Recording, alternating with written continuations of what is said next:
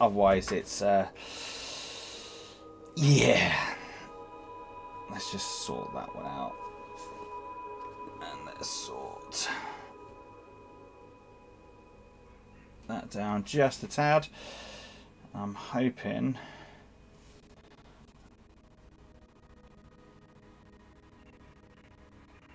What a nightmare. Right. Let's just stick that to just starting, and I will be right back once I start this other stream.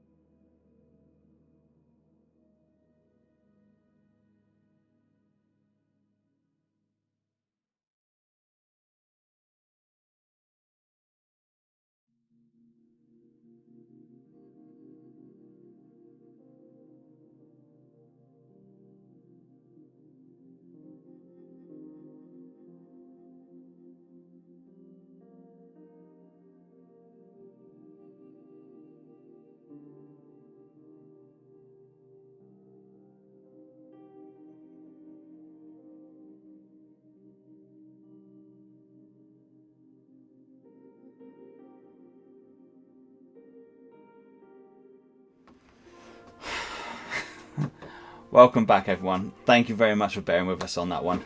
God, hopefully you can hear me clearly now with the mic, and I'm just going to make sure that you can hear us. Yes.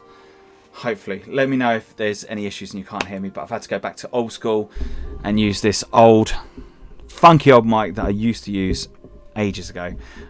So I kind of gutted that I couldn't use something fancy and wireless. Sucks, man. Sucks.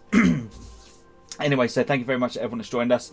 Daniel, thank you very much, sir, for joining us. Red Terror, yo, what a name. I love it. Christian, and we've got Ollie as well. So thank you very much that's joined us. Really do appreciate it. So today what we've got on the work surface is one of our patrons over at Twisted Dice has been with us quite a long time, right from the beginning. And he's given us a hell of a lot of support, whether it be sharing our content, whether it be supporting us in various different ways. So as a way of saying thank you from myself to him, I've asked him to choose a character of his choice, and he's chosen this little lass here. So I wanted to make sure, I wanted to paint this up to the best I possibly can to make it a nice tabletop standard. So as you can see, by the way, there is a painting guide going to be coming up on YouTube, not this Monday, but the following. And I'm going to go through the various steps on what I've done to get to where I've got to. So as you can see so far on here, that I've changed over done the contrast. I've added contrast in with. No, I didn't. I'm lying to you. So we've gone corn red, and we've added a little bit of red ink into it, crimson red, and then we've just gone to the orange, and then just start to bring that up. But yeah, so far she's come on really, really well. Quite happy with the way she's come out. But let us know what you think of the cameras, whether or not the picture quality is clear and crystal crisp. Spit my words out, man. Crystal clear. I want it crisp. Thanks, Andy. Much appreciated. So what I'm going to be working on today is pretty much. So I'm going to be bringing up the boot. Oh, got a little bit of pencil on that. So I'm going to be working up on the boot. As you can see, I've just got to tidy up around a chest area just here. The pipe in. The face as well. Let's just be fair, I don't really need to face that thing. So I'm just going to go through how I'm going to do the boots, the leather pouch at the back, and then doing up some cool rusting effects around the base itself. So I'm debating on what to do with this. Because with the model itself, I've done her so she's attachable. So when that comes to transporting her over to my Patreon, that I can separate her off and see she's protected in the packaging so she doesn't get broken. Because what I don't want to do is him to get this all the way over there and it just be in pieces or bits snapped off, because that'd just be absolute gutting. So, but I like to have her on the base just so I can hold her in the little handle quite nicely.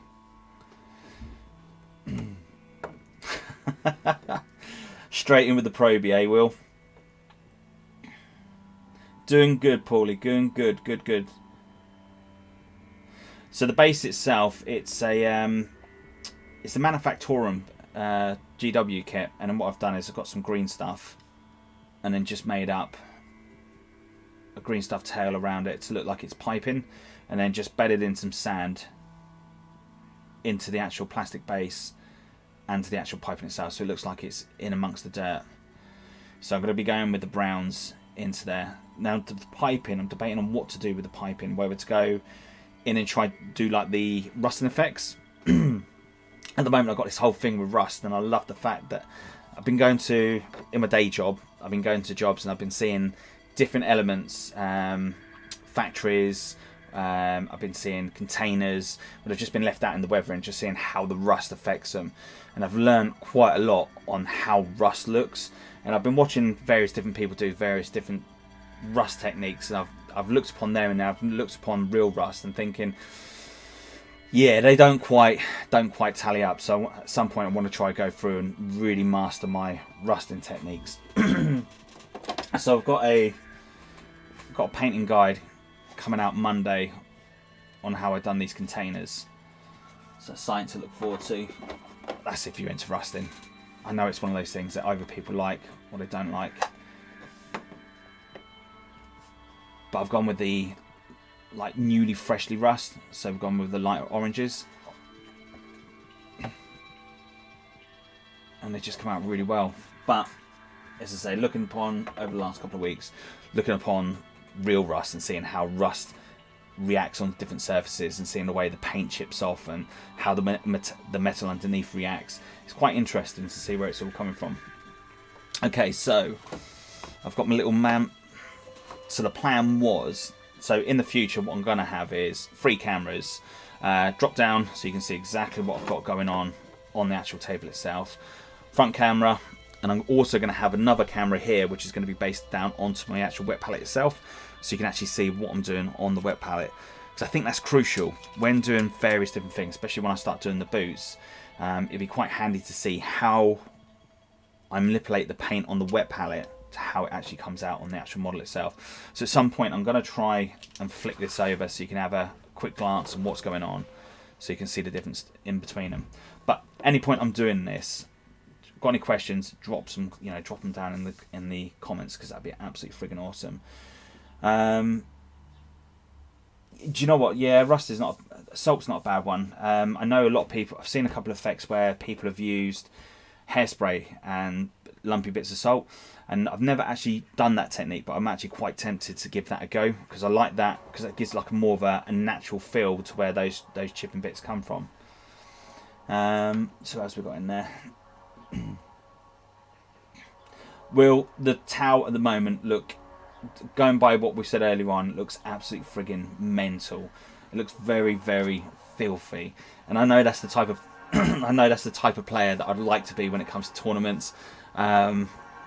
So yeah, I'm probably going to start a towel army up just for the tournament side. This is where the sub count starts dropping down. Oh man, don't be a towel player. Right, let's get on with some painting. So we're going to go with the boots first of all. Now I'm going to be going, I don't know if you've not, so most of my GW paints now are in dropper bottles. I've had a couple of run-ins where the I've spilt over my contrast paint and it's gone absolutely friggin' everywhere. It's seeped through the airbrush container, it's gone straight onto I've got a nice white surface, white desk, and it's gone right into that, and I've had to sand it back down and paint it again. And I think I've done it now 6, 7 times. I've decided that it's just not going to happen again. So the paint droppers, the bottles are just, that's it. That's the game changer. That is going to be the game changer. Right, so what we're going to do is we're going to start off with Bad and Black. I'm going to pull that over. I wonder if I've still got my small baby palette. I did make up a baby palette just so I could do this, but obviously it looks like I haven't got it. So for myself, I was originally always a Chaos player. Always loved Chaos Space Marines. And in 6th, 7th, I went with the, what they're called? Demonkin. And I've got a really, really nice painted Demonkin army. But since doing the channel, everyone that I come across or play, a lot of players play Chaos. So I found it quite boring, you know, playing the same armies all the time, always constantly playing Chaos versus Chaos. So kind of went back to some of my old armies. We got my Orcs, love the way Orcs play. I love the way Orcs played in 8th, loving the way they're playing in 9th. So I've also got a nice Genestealer cult army. I've also got a Tyranid army as well that we don't really see much on the channel because Ace has got a beautifully painted Tyranid army. As mine's more themed around aliens themselves, so I've customized all the heads. All my Genestealers, I've green stuffed them so the Genestealers actually look like the Xenomorph. I love the way that the whole Xenomorph feel looks on aliens. And Genestealers for me are pretty much just aliens. It's just a rip-off of aliens, and yeah, I love them. But at the moment, it is mainly Orcs I'm playing at the moment. So, right, let's start this off. So, 2 brushes I've got. Now, I know there's various different brands out there, and I'm really not fussy on, as you can see, I've got 2 different brands there. I really don't care on what brands I use. But I've got a size 0 and a size 1. Now, a lot of the time I'll also play with a size 2 as well. Just make sure that when you've got the paintbrushes, you've got a nice tip on the end of your brush. Not that it's really focusing out at the moment. That is crucial.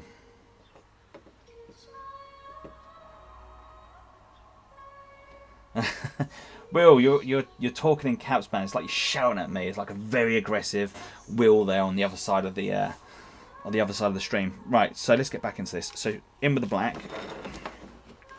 So what I'm going to do is I'm going to pull this camera back out a bit, so you can see what is going on. So we've got the Chaos Black. I'm just going to water that down. So we've got a nice mix. But then what I'm going to do, I'm going to go in with, let's give this a good old shake.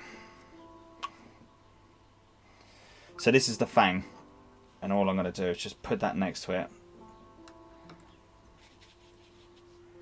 I'm just going to mix the 2 up like so. And then I'm just going to have a bit of the Fang just next to it. Okay, don't want it too thick. Now the other little thing I have as well is have a little bit of tissue. So when I'm painting, to take off a lot of the excess paint, I'll just pop the brush right next to it, just absorb some of the paint off the actual brush itself. When I like to paint, I like to make sure I've got not a lot of paint on it, so yeah, I'll go through that in a little bit. And then the other colour we're going to go in with is Grey Rust. I'm just going to pop that there. And again, we just want a slight little blend there. And then just a little bit of white. So I'm just going in with dead white there. Someone asked me the other day is, why do you paint with GW paint since it's so expensive? And the reason being is Games Workshop paints are more widely available, especially in the area I live. Drop some comments down below though, let us know what everyone else is painting with. What is your favourite range? Okay, so what we're going to do, while you're all thinking about that, oh, and of course, a secret weapon. If you don't already own one, this is going to be your best weapon of choice when painting. When you're doing the type of painting I like to do, for the speed, a hairdryer plays a massive great part in it. And what I pretty much do is have the hairdryer sat upon there, so set to a low setting, and as I'm painting, I'll put my first layer on, and as the hair, then all I do is dip the model down into the stream of the actual heat of the hairdryer, and then that'll dry that off. So once we get into that part, for the speed side, what I'll do, I'll start doing it, and then I will put the mic on mute, otherwise it's just going to blow your ears, and I don't want that. So what I'm going to do is, so for these layers, I'm going to go from black, and I'm going to start building up to lighter. Now for my light source on the model, we're coming down at this angle, so as you can see here, I've got a lot of light coming into here, around top part of the chest, down on the skirt, and of course on the legs itself. So I just want the light catching that part of the legs there itself. Now if I put the black paint on wet, you can already see where the light should be catching anyway. So if I put that on,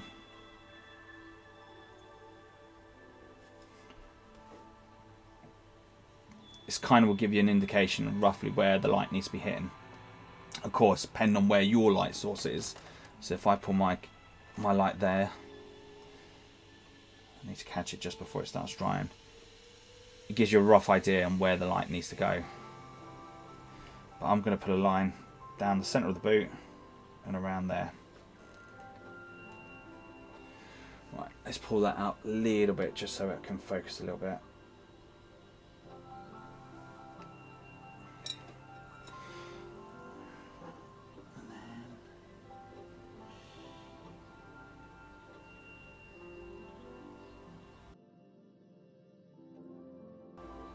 Okay, so for this bit I'm going to start putting on the hairdryer just so I can start building up those layers. But I can see the chat, so whack it away. Andy, scale colour 75. Do you know what? The scale colours I find very, very difficult to get them to work. So like with the scale colours, I found that the fleshy colours, I can't remember which one it was, but I had 3 pots, and all of those 3 pots were slightly different tones. And I found that was very inconsistent of if I was trying to do an army, and if the rest of the colours were the same as the fleshy tones, that'd just be an absolute friggin' nightmare, because if I'm trying to get an army to look exactly the same all the way through, nice and uniform, I can't afford those colours being different.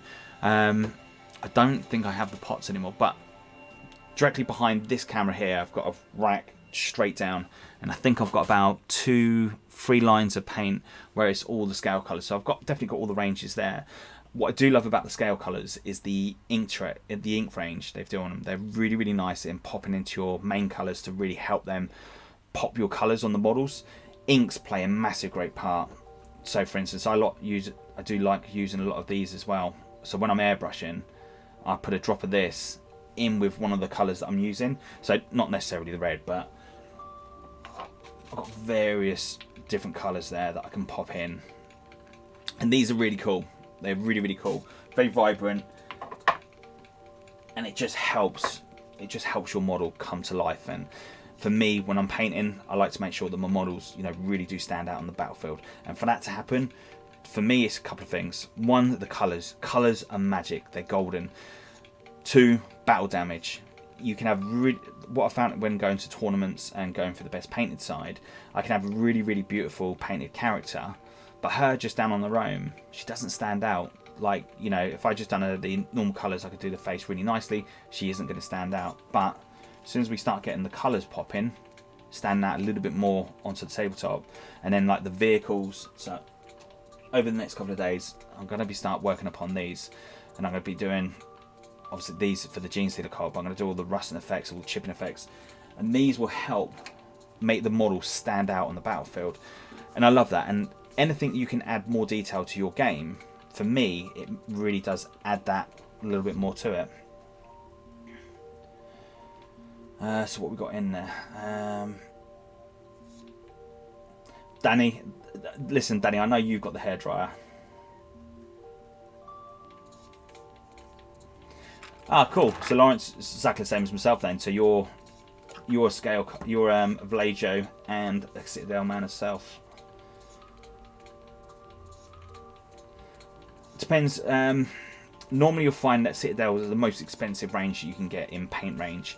As you go further down, like the scale colour's not too bad on price. There are cheaper brands out there. Now, someone did give me a colour for Army Painter, and I haven't actually used Army Painter yet. And I would love to give them more of a chance, but I haven't actually used any of their paints yet, which is a shame.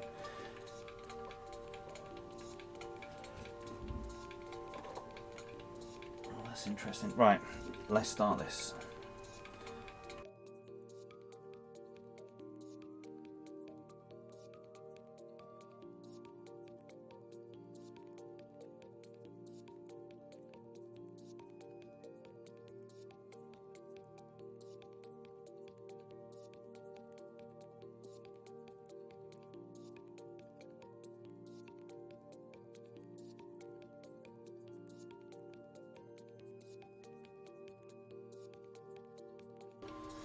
So going in with the first layer, because it's just going in between the black and the what do I go in with? So just going in between the black and the fang, there's not going to be much change in between it. So you want to give this a nice coverage. And we're just going to do a little bit on the other side of the boot, not too much.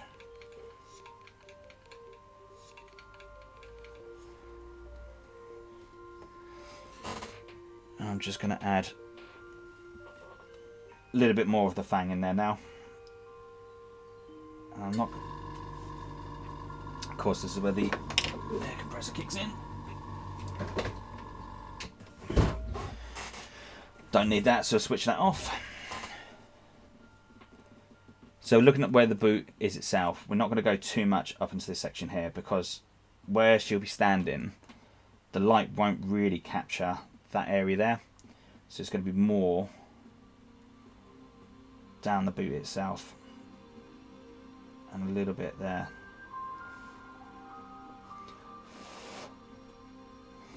And then all I'm going to do is just go a little bit into the fang.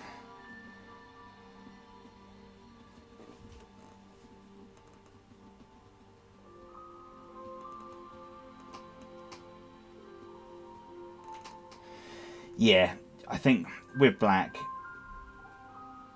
is a nice colour to a degree, but when you're doing if you're doing an army, you really do need to add some extra colours into it. I did have a Black Legion once, and I found using them on the battlefield, they never really got noticed for painting, and that used to gut me.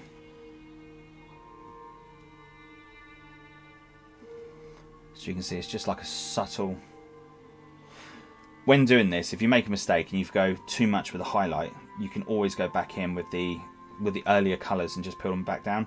So like with the face, when doing her face, I went too much light onto underneath, and it kind of made it look like more of a blow-up doll. I didn't like that, so I had to go back in with the previous colours and just blend those colours in. And one thing you got to remember, like when doing any of this, if your paints are thin enough, you can afford to make mistakes, because it's only paint at the end of the day and you can always go back on it.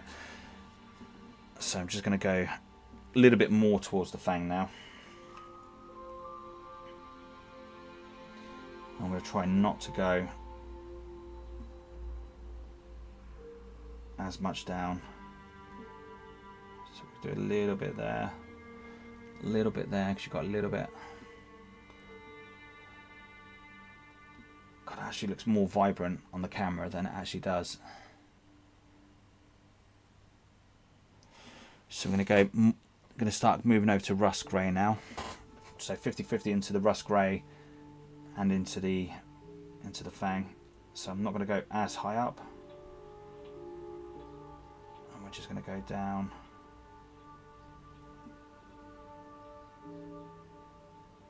So there.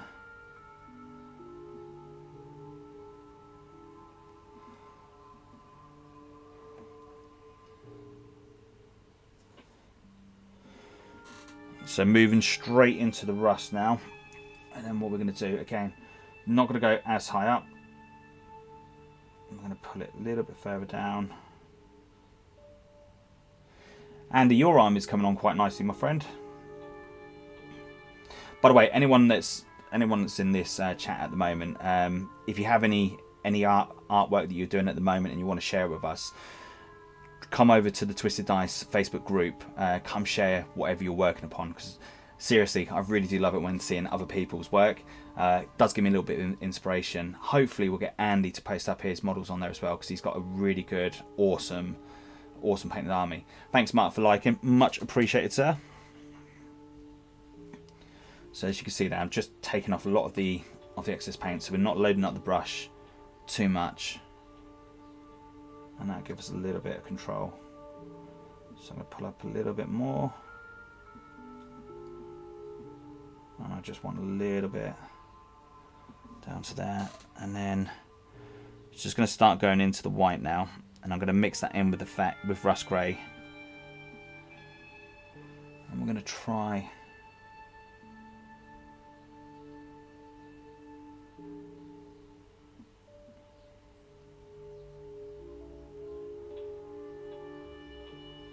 and just go around like so.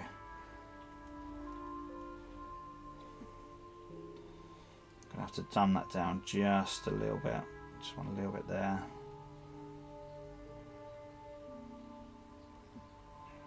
And we're gonna go a little bit around there. And we're just gonna go a little bit more whiter, take off some of the excess paint, and then we're just gonna bring that to there.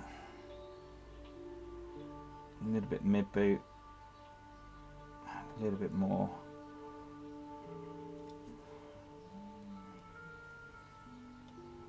And of course we've got a little bit down here as well, just where you can see the bottom of her ankles.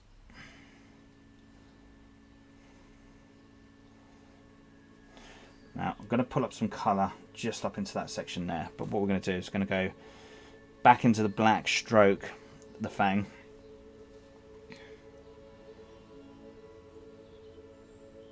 I just want to pull that. So there's too much paint on the brush there.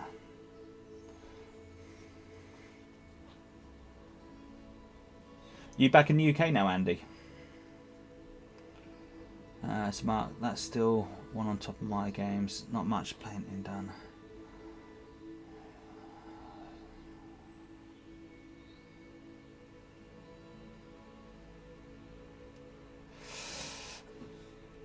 Oh Jesus, Mark, that sounds bad.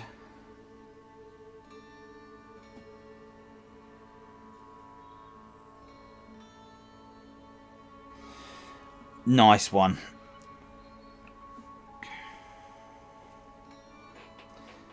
Stu, it's a good life choice, mate. More Orc boys, the better.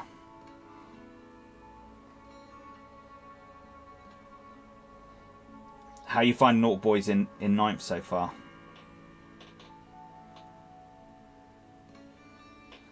So we just got a little bit more.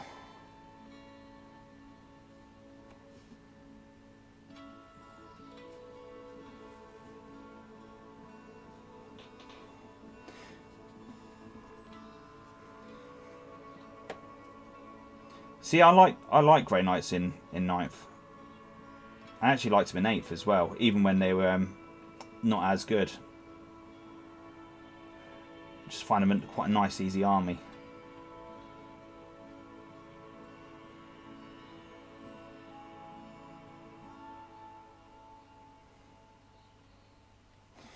Okay, we're just going to pull a little bit back up.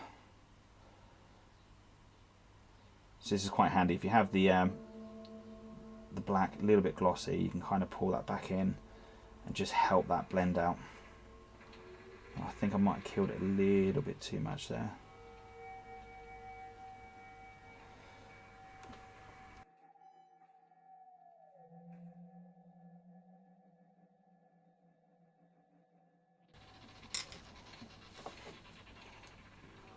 I just need to pull that.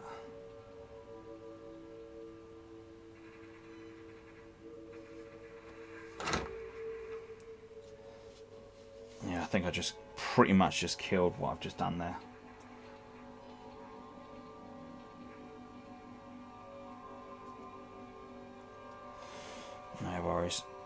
we can correct that again.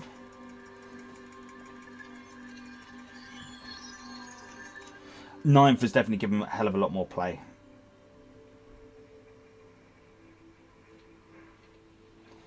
As I say, I've had a few games. I've had a few games on the channel with them, and yeah, they've been really good so far. I've been very, very happy with the way they play. It's kind of like they've got a little bit of the feel of how they used to play in back in 5th. Of course, obviously you can't have the horrible paladin bomb as they used to have in 5th.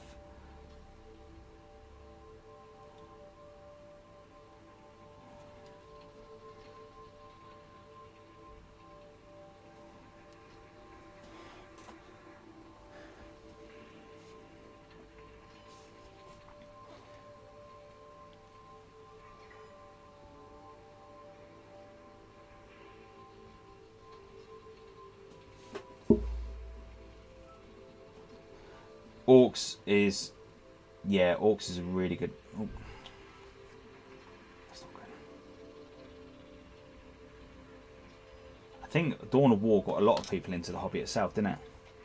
It's quite a cool game. I haven't played in such a long time.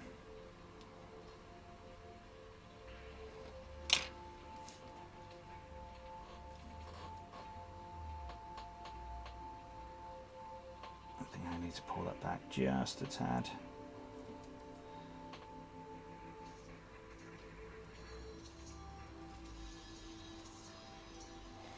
And we need to go a little bit further up.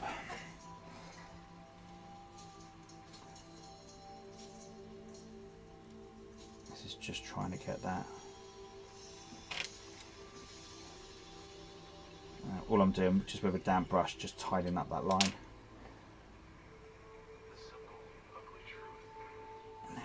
Bit. Let's go straight in with a nice dark light bright.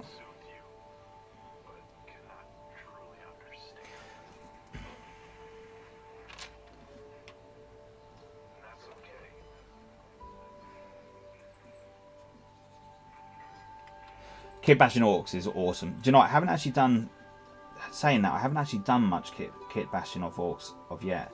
However, when I've just transferred all these paints over to dropper bottles, I've got bucket loads of GW paints, so I'm thinking about converting them into grot tanks. I've got an idea how it's going to look, and I've always wanted loads and loads of grot tanks, but the problem is with grot tanks is it's just too bloody expensive, and I'm not someone that will go to, like, you know, will get the car, so I won't bother doing that. So I'm so tempted just to. Well, I am. I'm not. It's not going to be a case of I'm tempted. I'm going to convert the paint pots into grot tanks.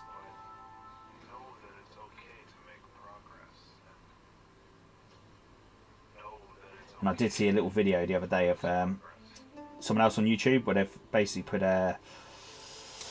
plastic sprues in nail polish remover, and it's kind of turned it into like goo. And I thought it was like awesome.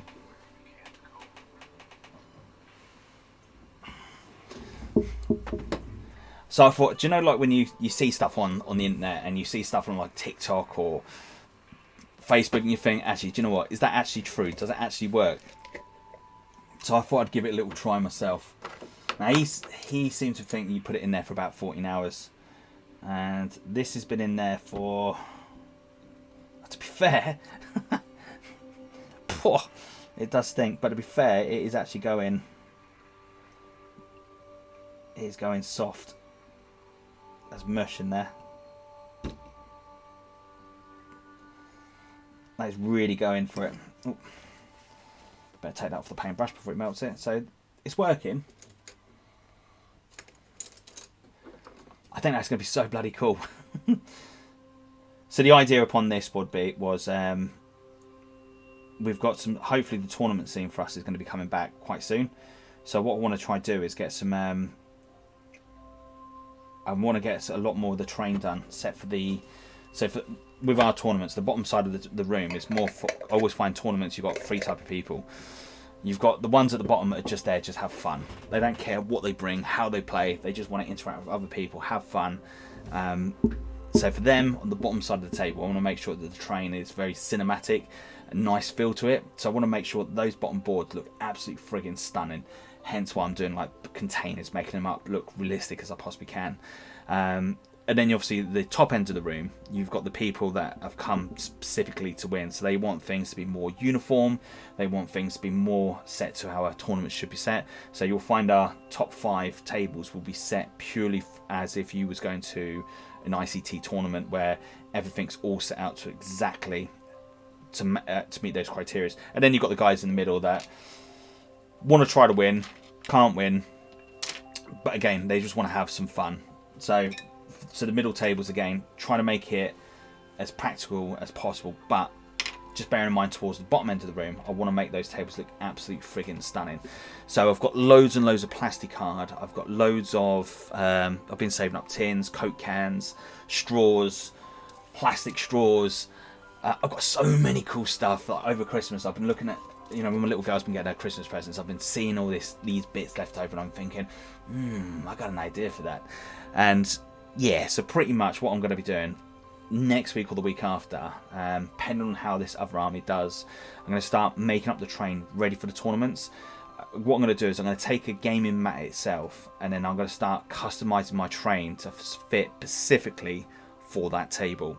So there's some boards where you'll have some mats will have like a street going down the middle, and like whatever train you put on it, it just doesn't work.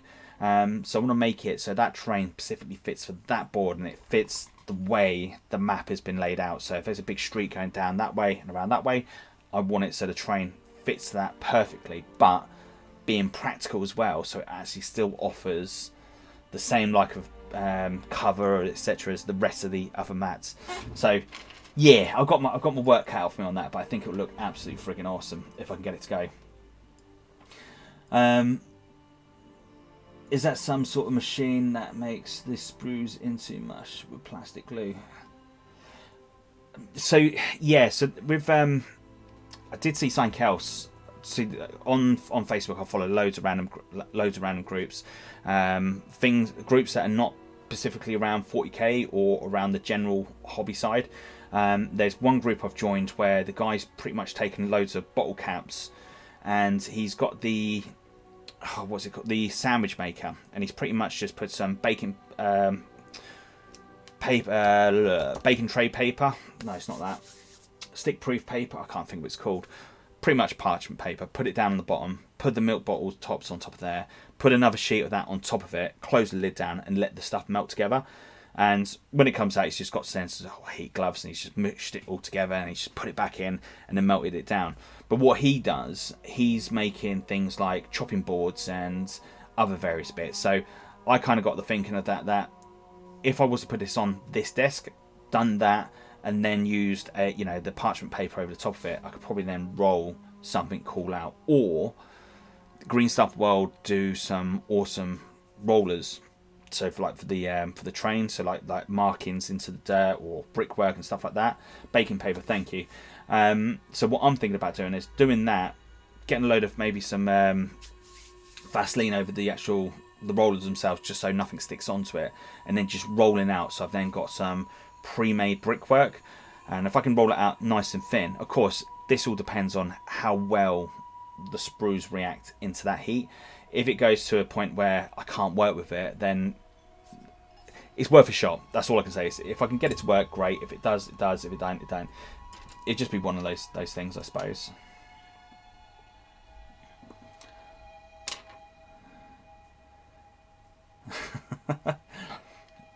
Listen, it's always good when people get into Warhammer.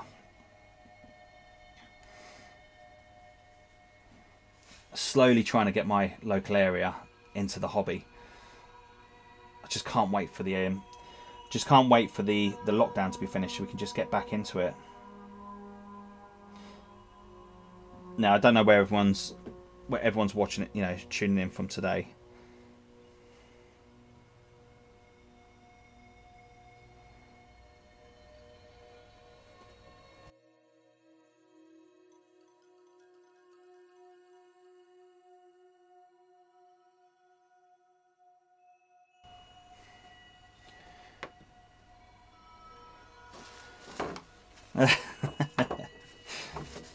Right, so we've got that side. So we've got another bit of the boot underneath there.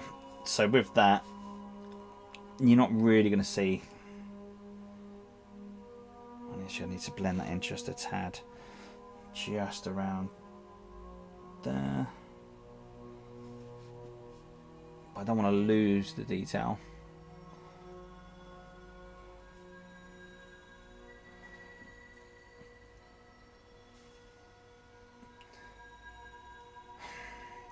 See, I wish it was a soft lock down here, but it's just absolutely bonkers. Yeah, so I can imagine it being interesting where you are, Andy.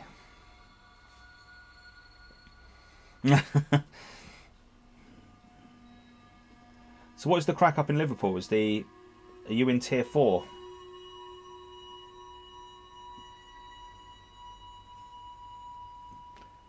There you go.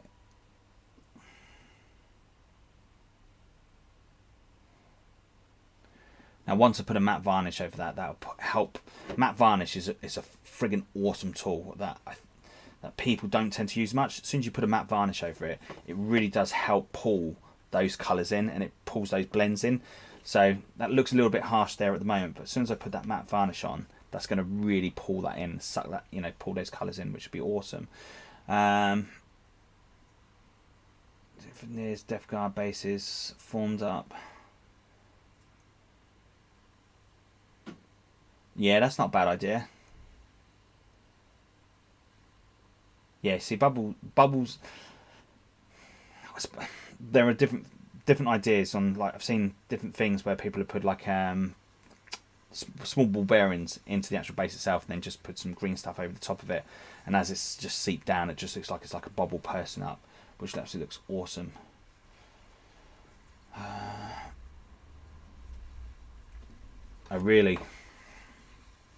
So listen, thank you very much to everyone that's watching the live stream. Really do appreciate it. You guys and girls are absolutely friggin' awesome. So much appreciated. So what we're going to do next, I just need to finish that leg off underneath. But again, because there's not going to be a lot of light on there, I'm only going to subtly do that one up.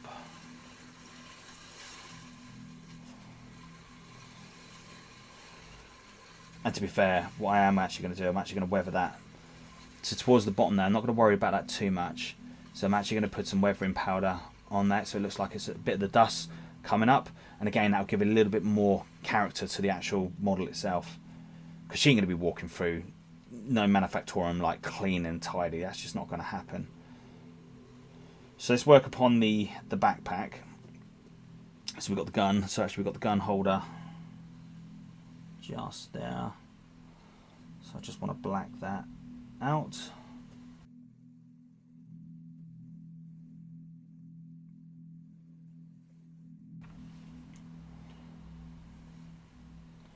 Now hopefully when that hairdryer is hitting in, you shouldn't be getting blasted by it. Actually, I'll tell you what I could actually do. That as well.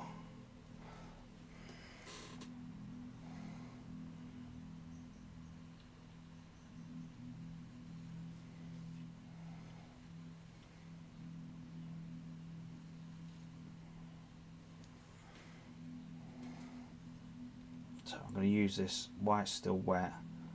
I'm just going to add the other colours in. And then just try and go for that natural blend.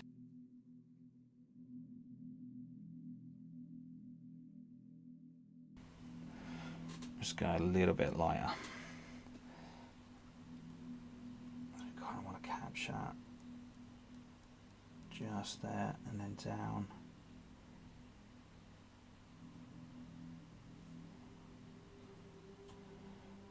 And you kind of got that little line down there. And then we'll go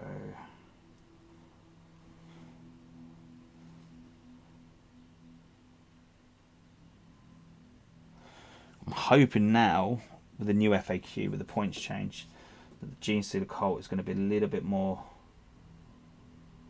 a little bit more playable. I need to point up a little 2,000 point list and just see how the aberrants are faring. Because I know they had some points deductions in their weaponry.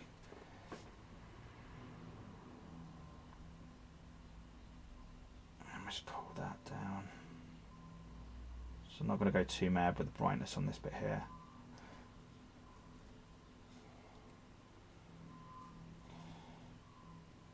And then the other side, kind of want a little bit. Just going to have to darken that right up.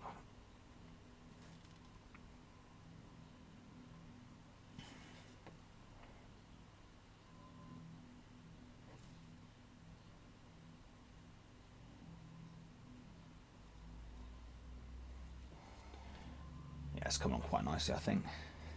I'm just going to go back in with the fang again, take some of the excess paint off. I'm just going to work upon there, so we want the shadow, sorry, we want the light to be hitting that corner bit there.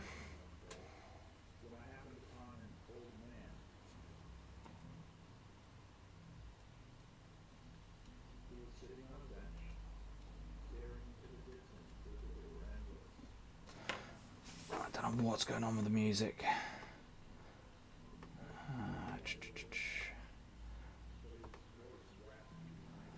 See if I can just... Oh, it's not that one.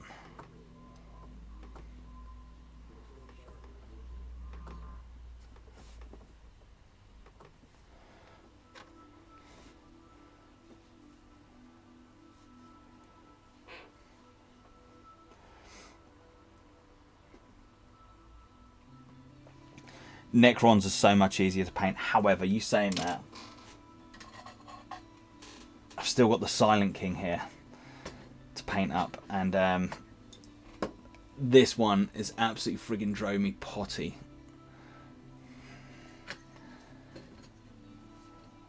So I've done various little bits on it. I'm going for the green effect, which I've done for the rest of the models. And this is kind of like my old Necron scheme that I've done years and years ago. So trying to copy on to how I used to do it. And I've got to the Tomb King, Silent King even. But just getting through it, I got halfway through. As you can see, I've started doing the pillars, started doing the glows on them. But I've just lost the love in it. I just really beginning to hate the model. Just really detest it. And I haven't been inspired to finish this fella off, and it kind of sucks. So if anyone's got any awesome paint jobs on him, it'd be awesome to see what other people have done with him, because I can't stand the fella.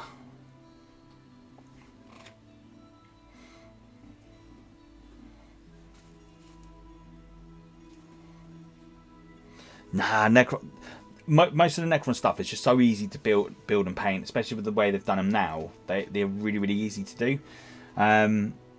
It just depends on what colours you want to go with them. That's the thing. And I think what I should have done, I should have just stick to the basic Necron colours, which is just going over with Jet Wash or Jet Grey, Silver from Vallejo for the metal colour range, and then just go with a chrome on top, just that nice little sheen, the highlight, and then just pick the weaponry out. That's what I should have done. I just should have just done that, not gone too fancy with it. But I can't help it. I've still got to pick out little bits and just absolutely ruin myself. And that's pretty much what I've done. Hobby burnout just from the Necron. He absolutely killed and broke me. I think it's playing Mikey so many damn times with him as well. Pip, how are you getting on with your hobby, mate?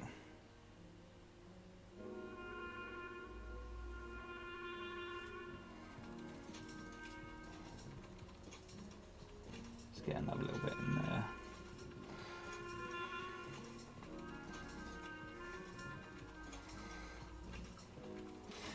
Yeah, you see, I wish I stuck to the basic colours and I didn't. Schoolboy error, right? You learn from your mistakes. Tell you what I did pick up the other day from Tesco's. Some really awesome little dry brushes. Weren't very expensive. don't know if you can see that on camera.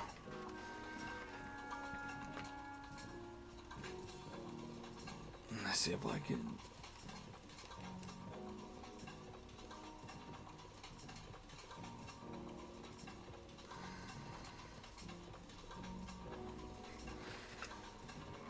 They're about £9 from Tesco's, but they are friggin' awesome. Like the bristles on these are really, really awesome for dry brushing, especially that little one there. So if you go into Tesco's and you see these, definitely well worth picking up. Thought I would share that. Let's get that. Focus up a little bit, and then.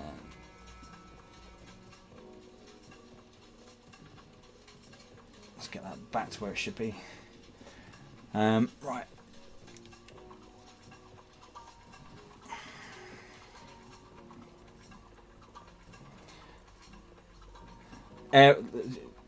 Makeup brushes are the best for painting, especially if you start doing weathering effects. When you like the streaking effects, like nice soft brush works really well.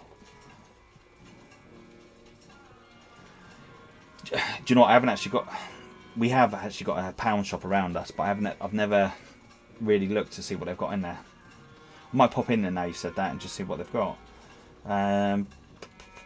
Right, let's go in with the browns. So we're going to start doing up on that pouch, and then we're going to go with, let's go Rockside, and we'll go with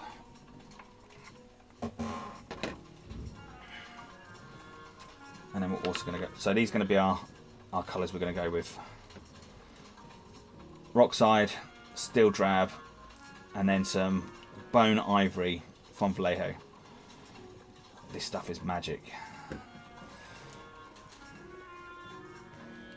So again, just going to lay this out on the palette exactly the same way as I've done my blacks to greys. So Steel Drab next.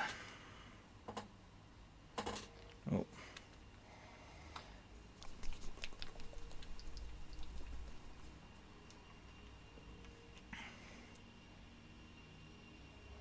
Yeah, see, that's what I want to pop in there for, just see what cheap bits I can pick up for train.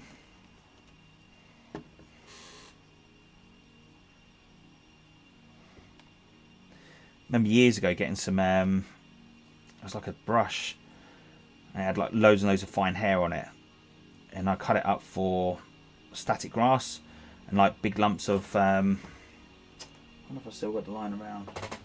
Basically it was, the hair on it was like that long, and I've just put it into a box, and every time I want to do like stuffs on the ground, I hadn't even got anything to compare it to show you, but I just basically cut that up and just stick that onto the base, and it just actually worked perfect.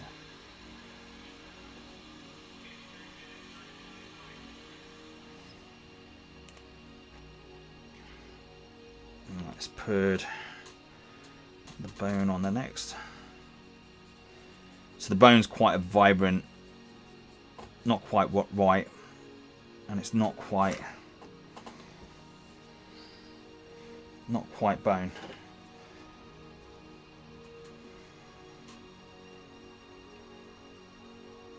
See, with rivets, I found so when I do the green stuff, anything I do like with the green stuff, what I do is I roll out an extra, whatever I've got left over, I just roll out like a thin sausage, and once that dries, I then use a knife just to cut the sausage up into bits, and that makes really good rivets. Plus you can just stick them on and you can just keep using them. Okay, I'm just going to put a little bit black. So I've gone black in with Rockside. So if I just pull the palette over, it's got a nice dark Rockside there. And I'm going to just make that a little bit darker.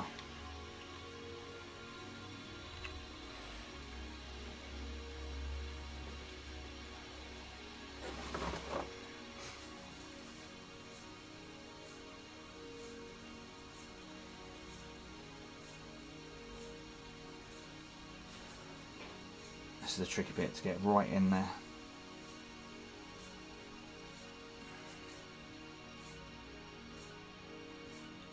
What I should have maybe done was done the gun pouch before I'd done the red. No, he's doing it.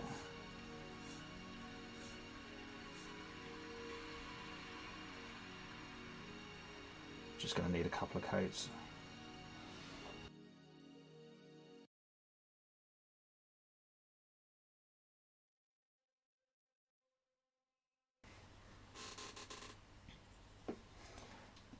That's the only thing on this. Is just going to need a couple of coats just to make that. I'm going to go with the brown now.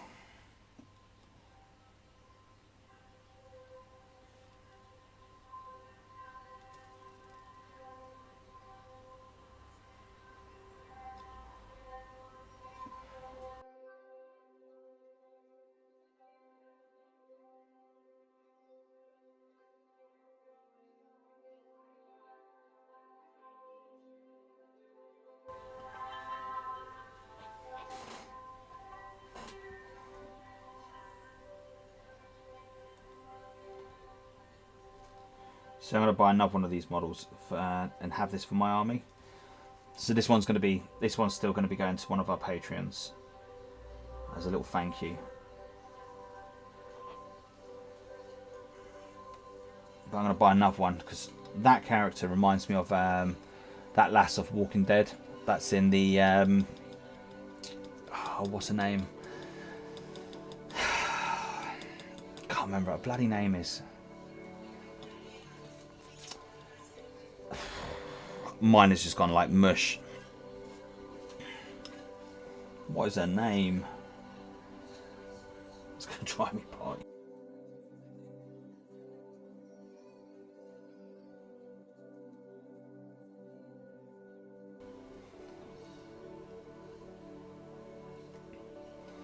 Basically, it's the last that is in the Black Panther.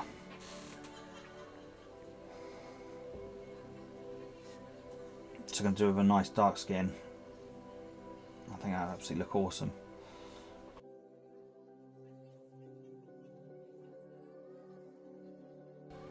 But what I'm also going to do, instead of giving her that, I'm going to give her a spear instead. I think that'll look pretty cool.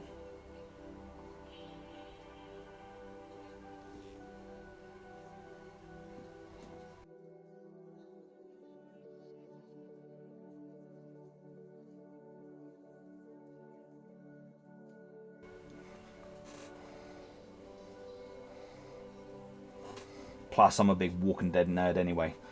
Michonne, yeah. What's her name though, Paul? It's ambient music, but it's one from Streamlabs, so I couldn't tell you, my friend, exactly what it is. If I go into it, it's called Moments Part 5. Moments of Silence.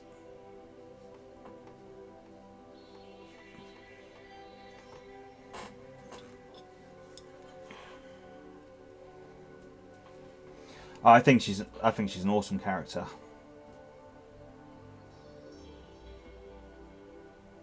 See, I love her in Walking Dead, and I think she plays awesome. She's awesome in the Marvel stuff.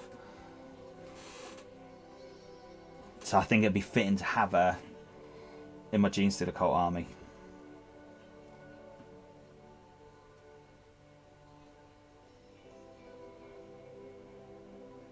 Could always give it that little crossover and just give him a machete, right?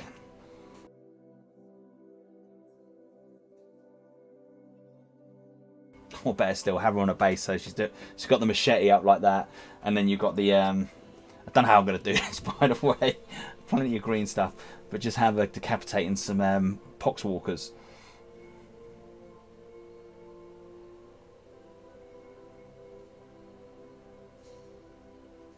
I think that'd be absolutely friggin' awesome. So as you can see, where I'm starting to do the blend, I just need to pull that back slightly. So just going back in with the darker colours.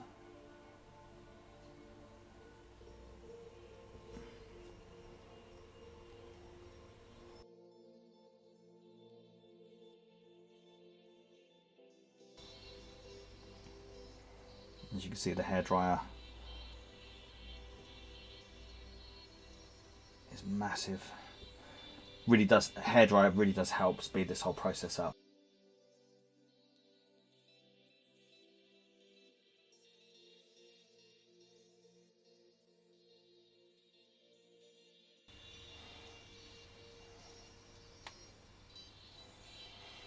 Ooh. Do you know what? I think I'd go with the chained guardsman. I think I like that idea very well. I think chained guardsman would be more fitting.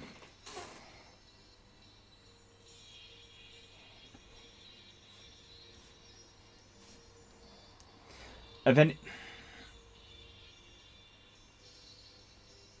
Oh, Z Nation. See, I did watch that. I have actually watched all of that. They never carried it on, though, did they? I think the last episode never quite finished it.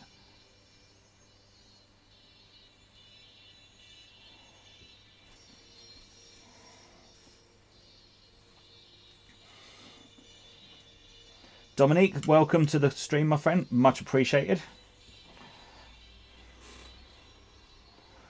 We've definitely got some new faces in tonight, so thank you. Much appreciated. Okay, so we're going more into the bone side now, and we're just going to be catching the... I just want to be catching one side where the light will be hitting it. And then we just want to go long...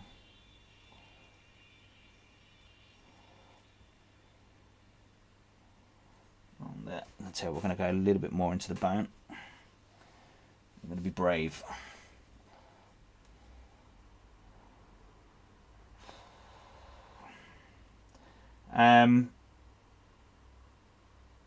Tough one. Maggie's pretty much been it from season 2. Question is though, this whole thing with Negan, because in the comics I think Negan should be dead by now, but of course obviously Maggie's going to be coming back, and that's going to cause one hell of a rift in the camp once she comes back in there, and obviously Negan's all pally again with the rest of the crew.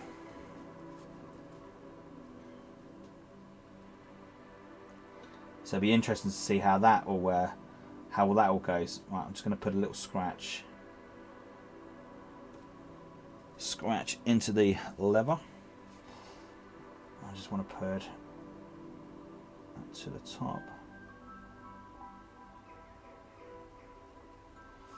I have to just tone that down just a tad. Of course you are, my friend.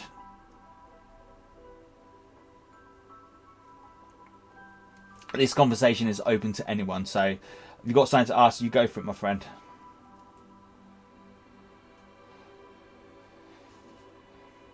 Yeah, it's a shame. I don't know what's going on with the Sci-Fi Channel at the moment, because there used to be some really cool stuff on it. But Z Nation, I actually watched that on Netflix. I didn't actually watch that on. On Sci-Fi.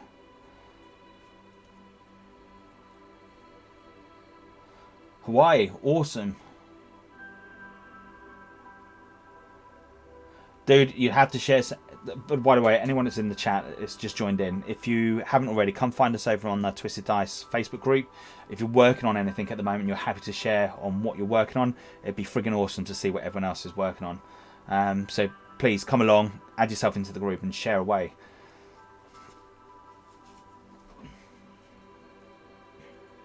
And like, you know, even if you're not the world's best painter, like, don't be afraid. Just share your stuff on there, because it's still awesome just to see what everyone else is up to. So I'm gonna add some shape. I'm gonna put. Do I want to muck around with that? I'll think about that. So that's pretty much the gun where it needs to be. I think I'm just gonna tone that down just a tad.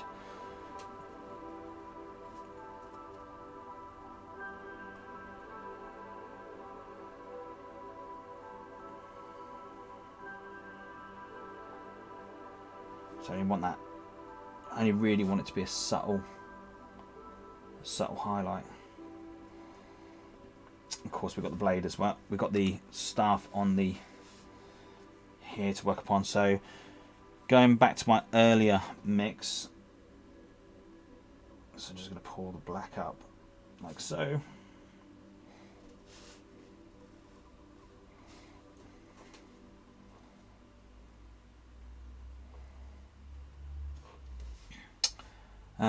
Any miniature game you're particularly interested in apart from Warhammer 40k? Um, see, I really like the Walking Dead game, but the problem I find with other games is that I tend to find a lot of people don't tend to play anything other than Warhammer 40k. Even like fantasy, in my neck of the woods, more people tend to play 40k than they do fantasy, or Age of Sigmar as it's more known now.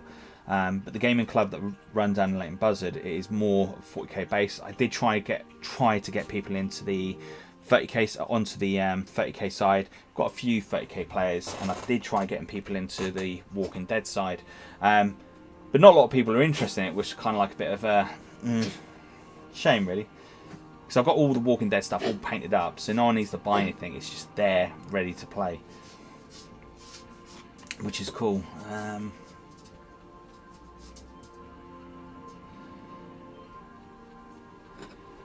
Well, the Hive Guard dropping in points is massive. I think because I know how effective they are when John uses them. See, myself in my Tyranid army, I don't actually have any Hive Guard. I tend to run Gene Stealers, Hormigans, Termagants, and a lot of the big bugs. So I like stuff that is pretty much straight in your doorstep really, really quickly. I love the whole fact of like massive amounts of Nids just absolutely overwhelming their enemy as quick as they possibly can. I love the whole alien feel, as you know, as I said earlier on. I love the whole fact that when you watch aliens, that they're pretty much just coming out the walls and they're just like coming through the ceiling. That's how I like my aliens to play, just pretty much like the movie. They don't sit back and shoot, man. They just get straight up into your face. But realistically though, in a tournament setting, yeah, the Hive Guard do rock, because that pretty much takes out anything that's hiding away. So having that point change does make a big difference. Fair play. Yeah, as I said, unfortunately where we play, it's just mainly 40k, which is not a bad thing. And I think a lot of because what I do own some Armada. I've got a lot of the I've forgotten what they're damn called. X-Wing. I've got the X-Wing Armada. So I've got the Walking Dead game. What else have I got? I've got Blood Bowl.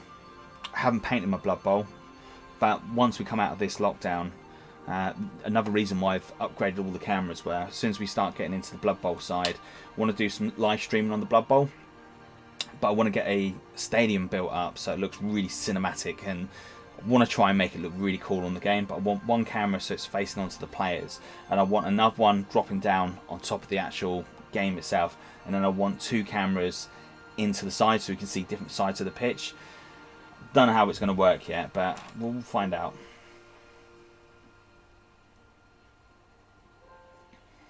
Yeah, they're cheap. They've come down so much.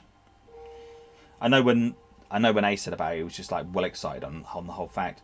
But being a Tyranny player, you've got to be happy with the fact that the way the points are scored is going to work in your favour. So I'm just putting a subtle highlight into the back of the blade. So it's going in between 50-50 with the Fang and going in with Abaddon Black.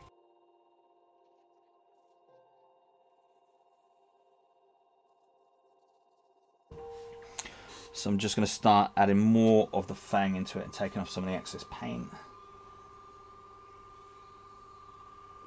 I'm just going to run. So I need the line to be there. I don't know where I'm getting my light source from, but holding the miniature like that ain't going to help. Need a little bit line.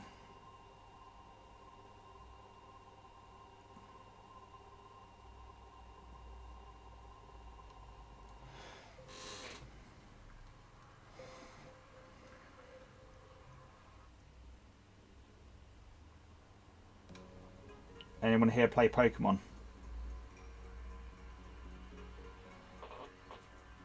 I know it's not really a tabletop game, but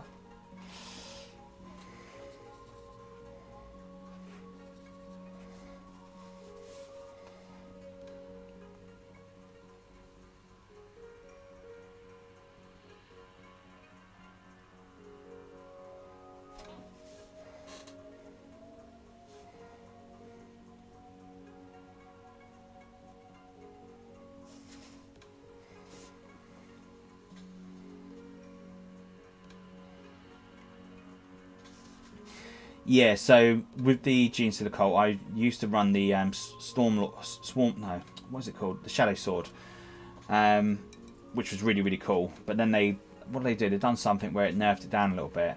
But the only problem I found with that was it was really great at taking out some of the big stuff, but I found that the point-wise, it was just taken out quite quickly. And it didn't always do what I needed it to do. But I have got one of the... I can't remember the name of it, but the one with the Mega Blast, the Mega Gatling gun on it, the 2 Gatling guns on it. I can't remember what it's bloody called, but that would be, you know, I've got that ready to paint up and go for it. And again, with the Shadow Sword, I built it, painted it, got it to a colour scheme that I was really happy with, and I completely forgot on how I'd done the colours, and I could never get that green back. I could never get that same colour pattern back. So I sold it, flogged it on eBay. And all I've done is just put it up for auction. I think it went for double its retail value, so I think I went in quids in there.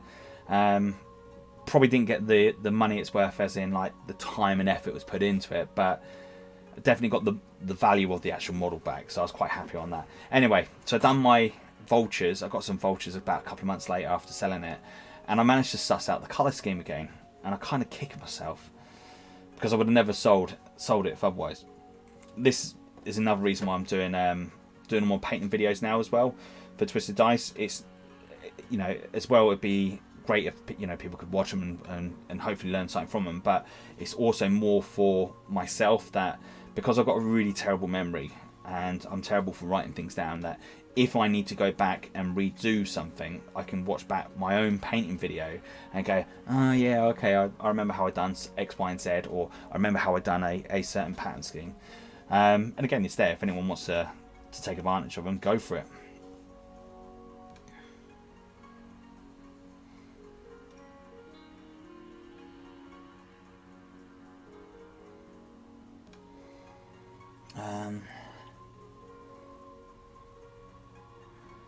No, fair enough. As I say, cards is not really for everyone.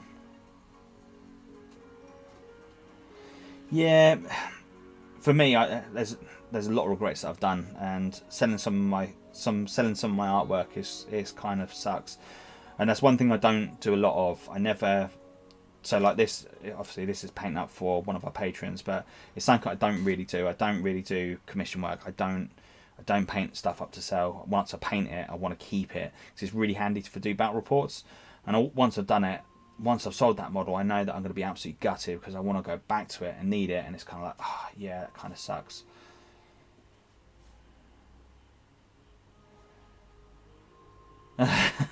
No, my memory is absolutely friggin' terrible. It's shocking.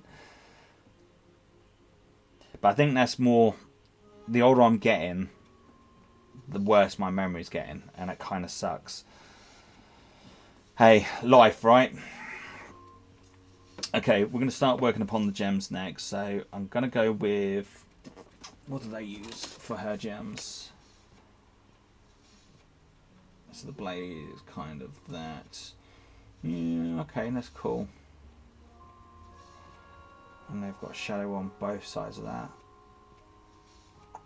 Green. Yeah, I suppose green, but though red and green should never be seen. Let's do the blade first, I think.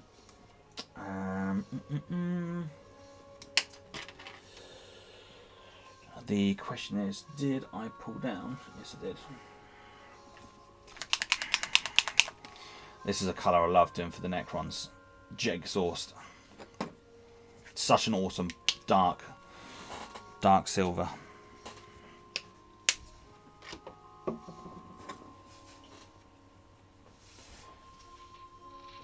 One thing I love about that silver range as well, you can pretty much put it over anything and it just sits nicely on most stuff.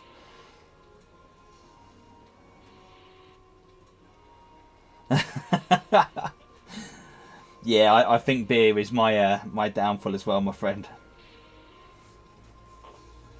I think I've had a little bit too much. So what I'm going to do, I'm just trying to copy the artwork as best I possibly can.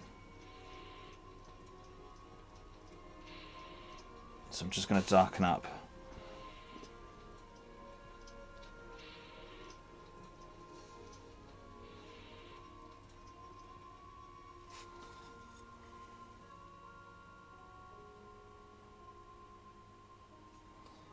Let's just darken that up just a tad. And then that'll break that up.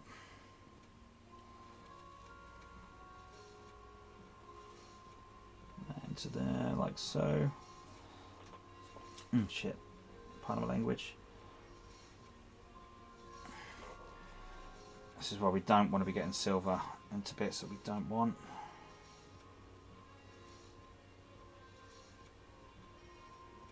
So I spent a few hours on that last night just getting that cape to where I want it to be.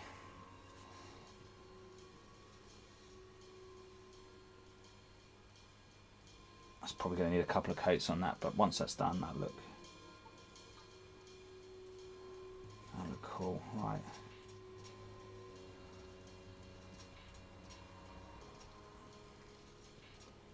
I'm probably going to have to go back over there because I want a golden hilt.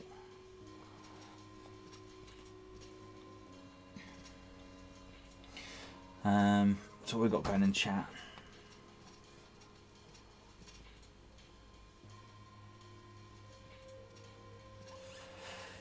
It's interesting because some of the armies that I feel that they still need to address on, as I said, at some point later on in this week, I'm going to point up my Genestealer Cult army again and just see how they fare.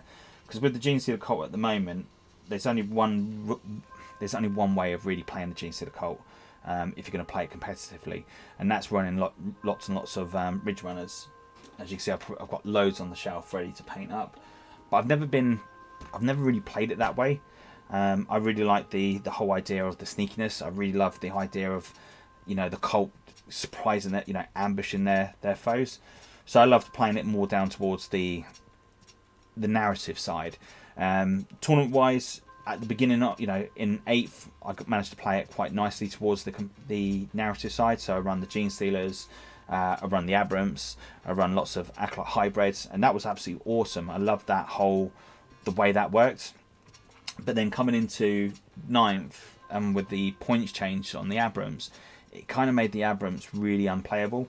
They're still a good unit, but they're not that great, unfortunately. And the problem is with that is because they're so expensive, that unit then becomes, it's just 2-point heavy, and I just don't feel that at the moment the Genestealer Cult's in a great place, unless you play the Ridge Runners. And as I said, at the moment, I'm not really up for playing that playstyle. And plus, I've got like nearly 400 models painted up, so it'd be a shame to lose it. So what else we got in there? Love the game, unlike others.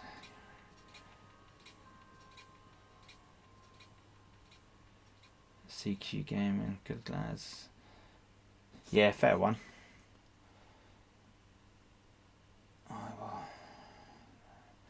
You crazy about the game? I love it. See, for me, it's all about the books. With Warhammer, I used to play it a lot when I was a lot younger. Thanks to my brother, he got me into it.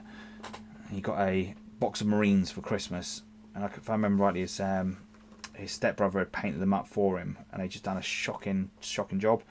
And then we redone them, and we painted them black. And I took them into the shop, and we painted because we were painting them black. The chap goes, "Oh, so you're Chaos then?" Us not knowing really what stuff was, we kind of then fell into the Chaos category, which was cool.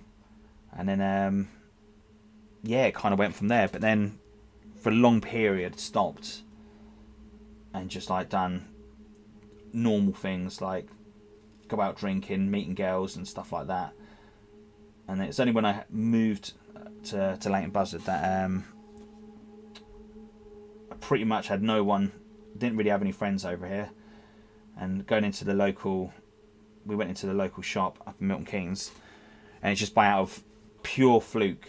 We went past the gaming shop up there, and I picked up the the Isfan book, audio book. And I remember driving to work the next day, listening to that, and then that was it. Boom, back into the hobby. Like, it got me hook, line, and damn sinker. You know, hearing the whole thing about Korax being pretty much let down by his brothers. Absolutely loved it. The old fight on Isfan. And that was it, mate. Hooked back into it. And then just digging out all my old models again, and then just starting going for it. And I remember, you know, back in the days, I was really, you know, really loved my corn, so I really started getting back into that side of games. Really starting to play in the corn, really building up onto the side on that. But the more times now, the more audio books I listen of Angron, the more I'm starting to hate him. Like, I don't know if there's anyone else out there that have got their favourite army, and then as soon as you start hearing audio books on their favourite character, you kind of like, it sucks a bit. Mate, yes, that's it. 100% Andy, that's when I found you.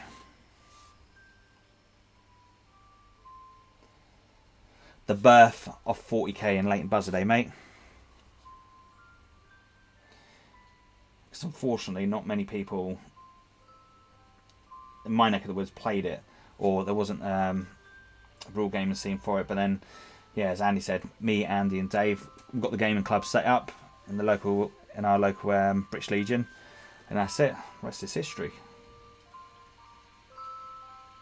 When you coming back home, Andy?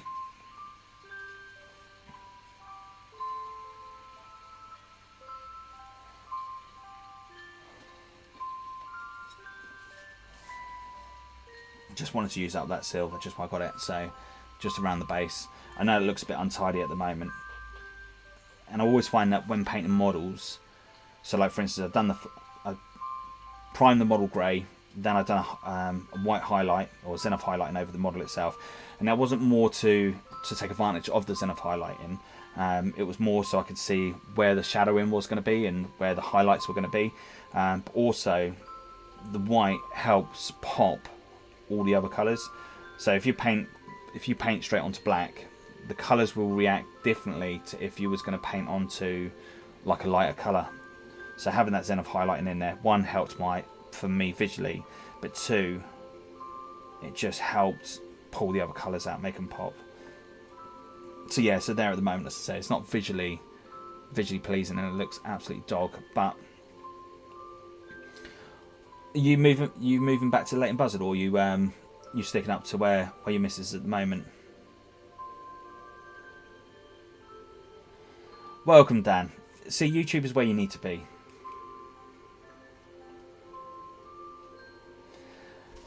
Andy, listen, as I said before, my friend, as soon as you get back into Leighton Buzzard, I'm going to use and abuse you, sir. You're going to become a Twisted Dice piece of the furniture. If you don't know who Andy is, he done a battle report a year ago, 2 years ago. So there's Ultramarines versus Tau, and that's Dave and Andy playing together. Absolutely friggin' awesome game. And I think that's probably one of our best watched videos to date on the battle report side. And yeah, Andy had a really beautifully painted Ultramarine army that he sold on to our dearest beloved Sean.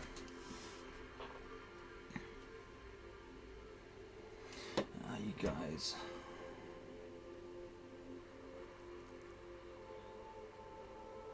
I'm not sure what that means. Are you guys... I'm not staying off Facebook, Lou. I wish you could meet some easy going. Rob, if you lived anywhere near Leighton Buzzard, all the guys down the gaming club in our local club are pretty chilled out. I don't think we've got any bad eggs in there yet. Hopefully Danny will be able to back me up on that one. Okay, so what we're going to start working upon now, we're going to start working upon those gems. Really got to stop licking the brush. Yeah, 40k, you really need some good players. So for me, I really love playing I love playing competitive, but I do love my narrative side as well. For me, it's all about, I love I love playing armies that necessarily you won't see at a tournament scene, and units that you necessarily won't see on the battlefield, and I love that. I love it when people have like a variety of different models, so like a Dreadnought, 2 squads of Tactical Marines, a Predator, a Land Raider, you know, just a real mix match of items, not necessarily like 3 squads of aggressors, 3 squads of this or 3 squads of that, because it's kind of like, okay, we know how this game's going to go. I'll get off my high horse now. So I'm going to start off with some Dark Angels.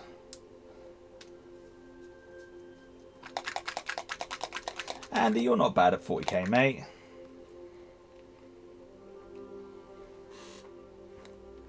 I can still remember that game you played against me with the Ultramarines, and you gave me a good run for my money. So this is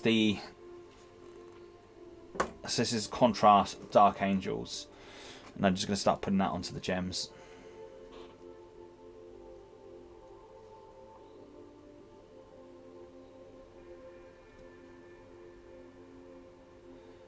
So when I've done all the necklaces, I went straight in with the golds quite early on. So like things for the gems. Once you've done the gem and you've done the cloth, it's really hard to get back into the metal parts. So I find doing them early on when you're painting things like this really does help out massively. And of course we've got a nice gem just here.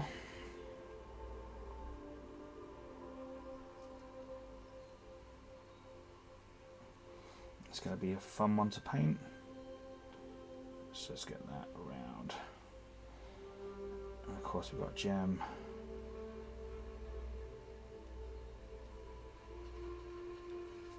It's kind of like, do we go the easy way of doing gems? Paint them silver. And then just go over like Tamiya clear or something like that. Or do we make the gems pop? And I'm going to opt for making the gems pop. I said I really want to make this model look friggin' stunning on the battlefield.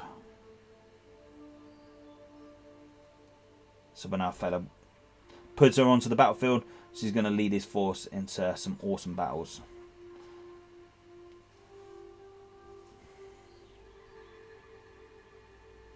Let's just get that around like so, and need right up to the edge onto there.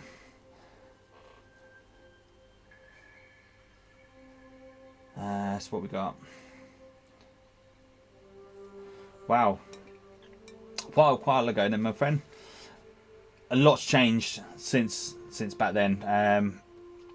If you like the older style way of playing, then probably 30k is probably more your thing. But 8th edition is going into 9th edition is so much easier to play than it was back in the days.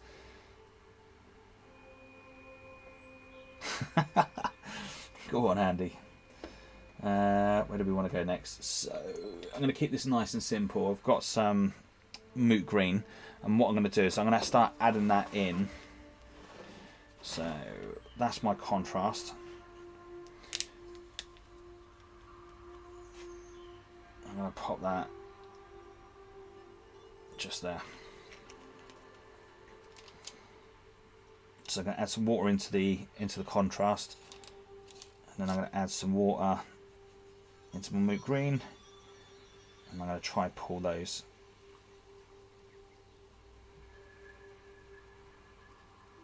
together like so.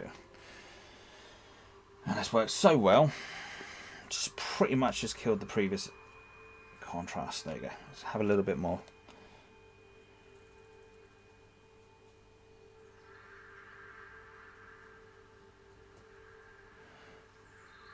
So that's how it's looking on the palette.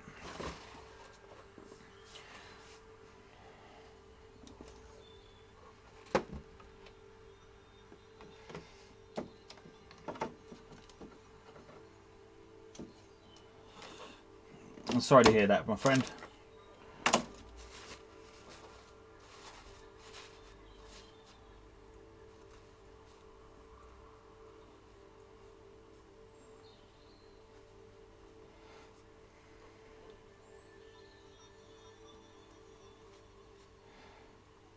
I love it. Fair. Okay, so we're going to start. Now with the gems, sometimes it's always good to look at something as a reference. So if we look upon the original artwork, doesn't really help. Really doesn't help at all. But then on the artwork, they've kind of got the light source going around there. And I'm guessing on that will be around there as well. And on the gem, just on the outside. So that's cool.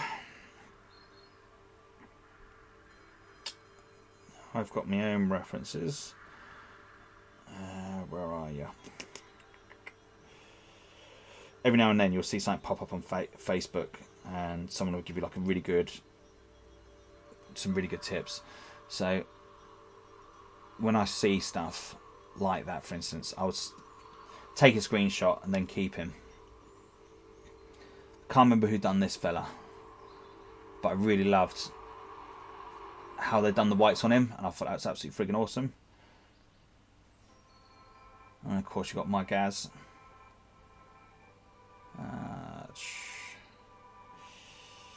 And then we've got, this is what I loved. Can't remember who posted this up on here, but it was a really good done a really good thing on gems, on how to paint gems. And as you can see on there, it talks about where the light source would be, so you have that natural blend going into the gem further down, and I really love that.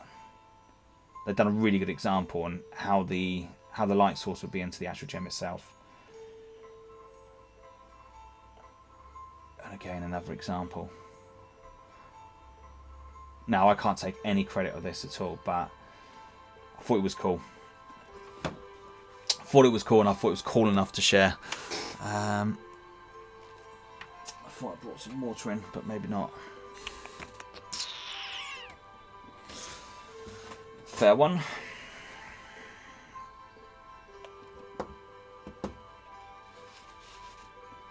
Well, thanks for joining us, much appreciate it. Okay, so in with the contrast. So we're going to start off working.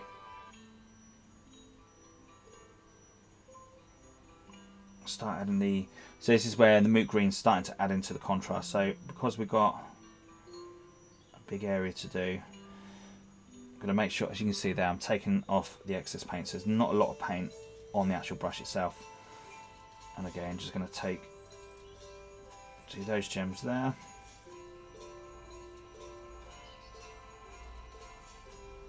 And then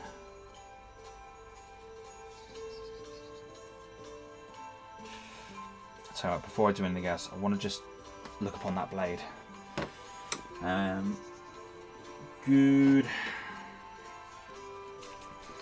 Good little tip.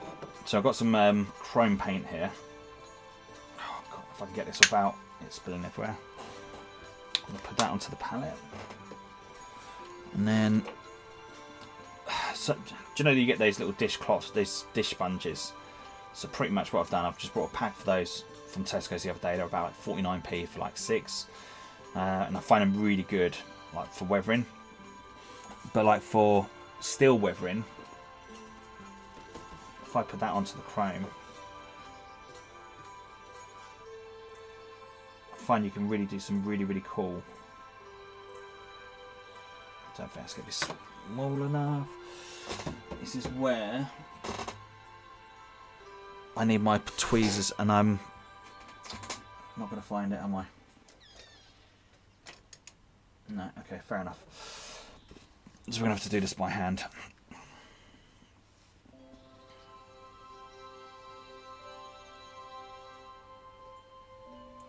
So I'm just going to go in with the chrome, just make that. Pull that out. And then we're just going to do a little bit down on this side of the blade.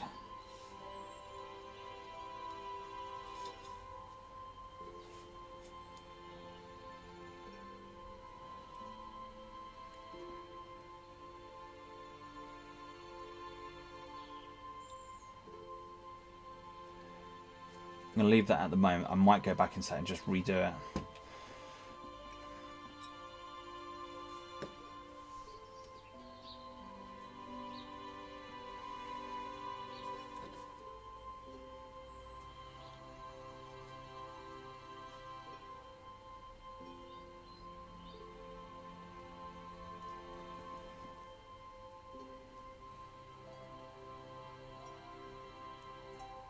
Oh wow, Dominic, that's mad.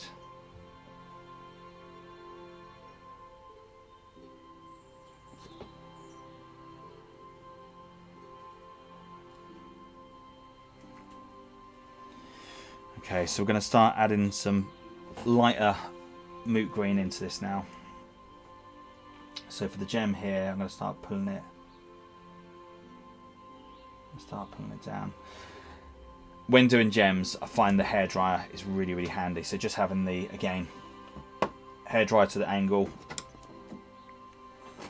So pretty much when I'm painting, this is pretty much how it looks upon my desk.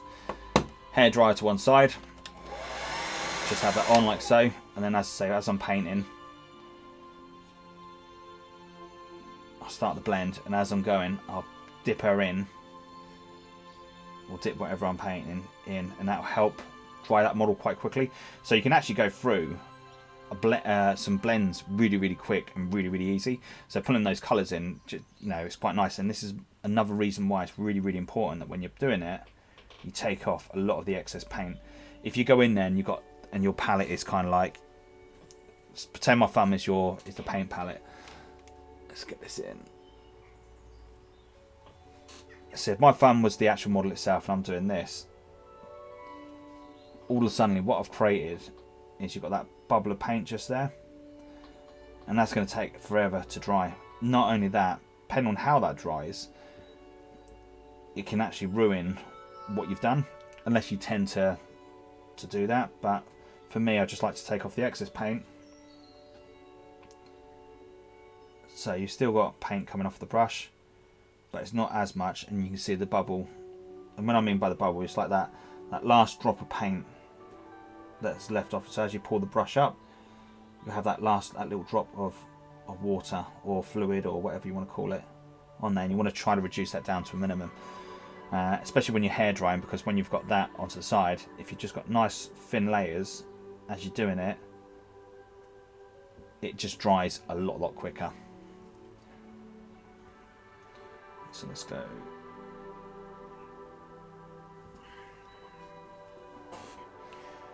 So I'm just going to start going a little bit lighter now.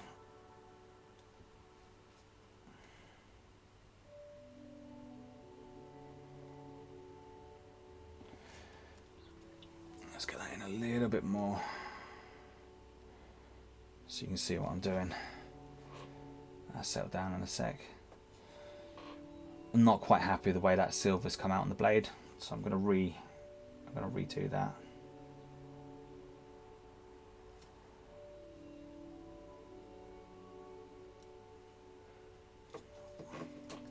Okay, we're going to do a little bit onto her chest. Down there, and of course we've got the vial here. I find vials interesting to paint, so we're going to go down around like so, and then we've got the gem just underneath. So I'm just going to go a little bit lighter into the moot green into my mix now.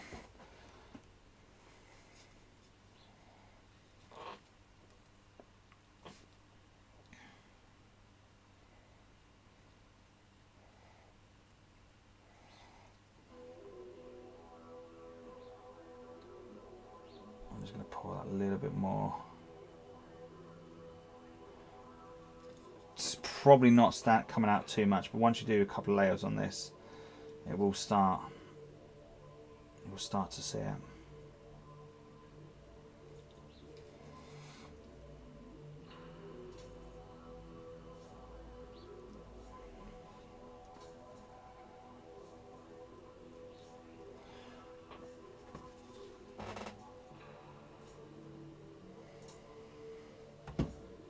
Right, I'm going to mute this just for a sec, and then I'm just going to speed paint this through with a hairdryer.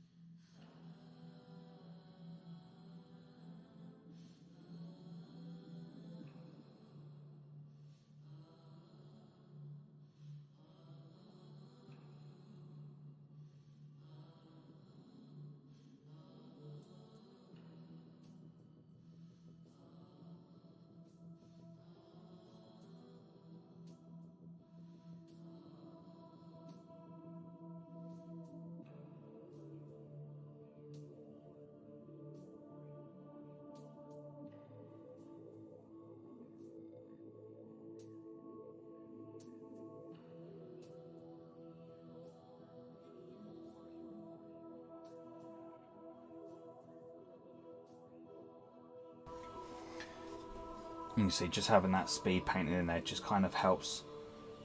You start seeing the moot green starting to pop through. So what I'm going to do is just going to add a little bit of ivory onto the palette. Because there's a glass reflection on there, I'm just going to add some that into the moot green. I'm just going to try and get a thin line down the bottle.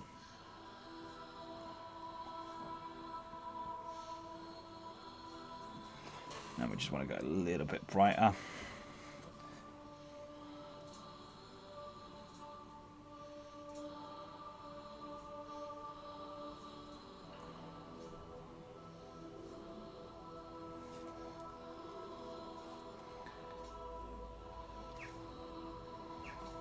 So we've got that little reflection just on the down on the vial itself. So we've got going in the conversation, so maybe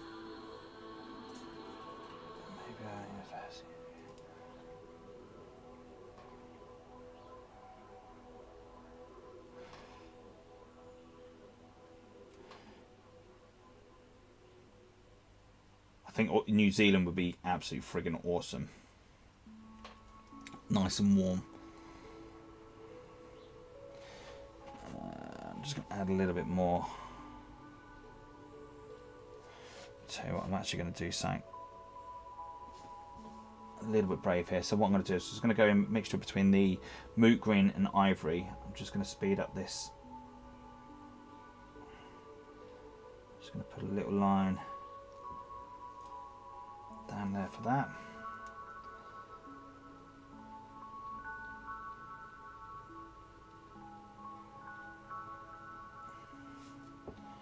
What I'm going to do is I'm going to do a little bit of reverse blending on that. And what I mean is I'm going to go light to dark.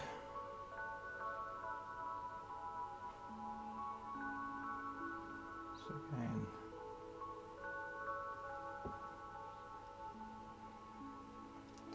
that way we've got a little bit of definition on where our colours have got to set. A little bit around there.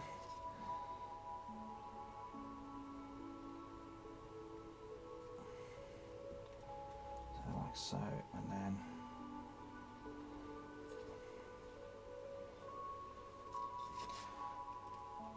let's get a little bit around.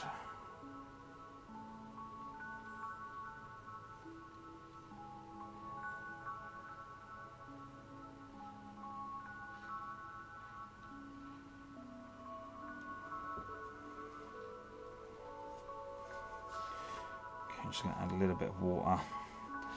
Woods here into that. Let's see if I can just a little bit higher. So I just want that white to pop a little bit there,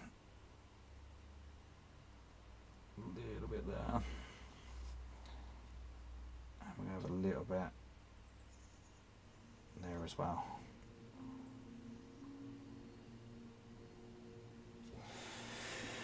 Okay, I'm going to go back in with the moot green. This is where I need the paint to be. I'm just going to pull the moot green just down.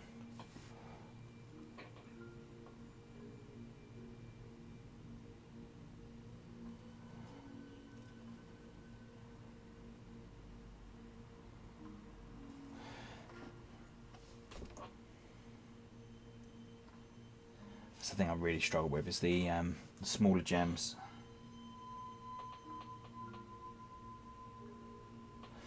What I'll probably do once I'm not streaming, I've got a pair of magnifying glasses that just sit on top of my glasses, and they really help just get that small fine detail.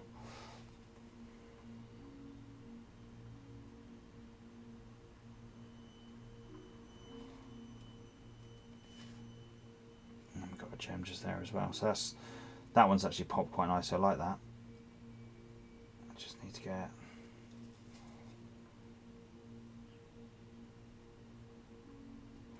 those in and there.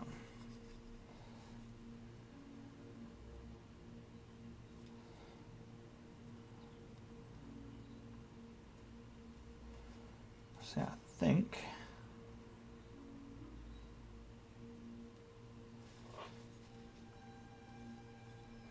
it's pretty much her where she needs to be. I'm going to add some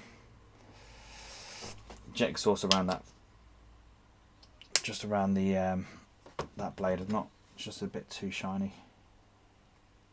so I'm going to blend some exhaust in there just to take that down a tad.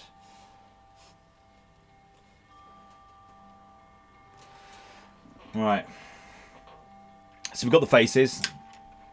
We just need to make the bases pop, so we'll take her off.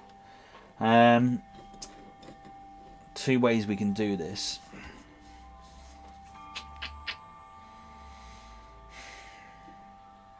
So originally I was thinking with the base that we go straight with dark silver. The more I look upon this, the more I'm thinking, yeah, that ain't gonna work for me. So I'm gonna go in with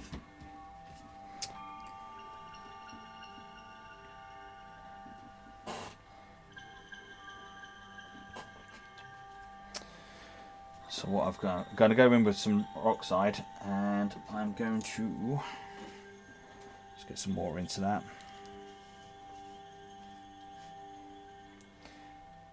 See the magnifying glasses I find really help. They're not very expensive, and they do pretty much what you need them to do. So what I'm going to do here, I'm just going to go thick brown, and this is going to be my. So I want it to be a bit rusty.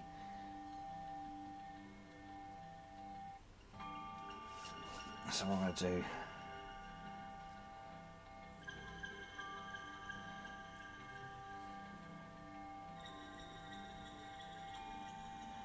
just get that all the way in there.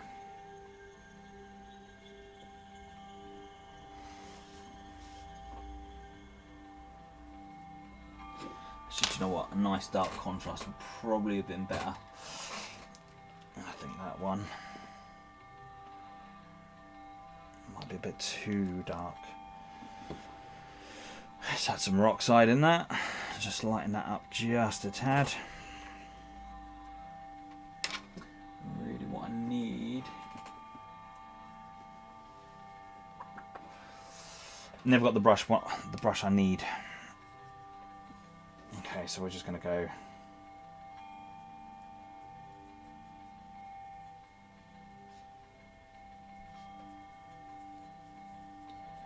straight in like so.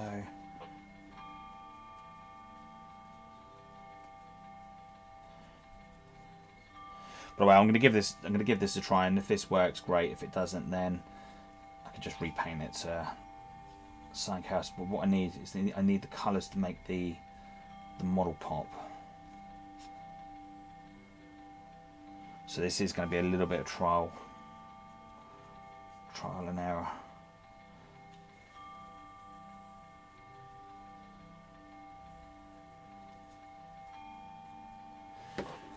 And then I just want to add a little bit of rust in there as well.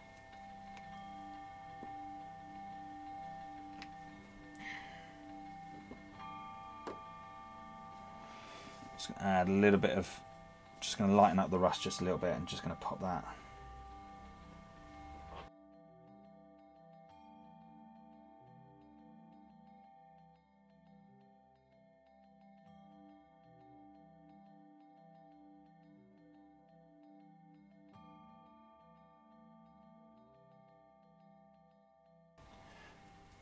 So just with the lighter rust, I'm just going to start putting that just into various different little bits.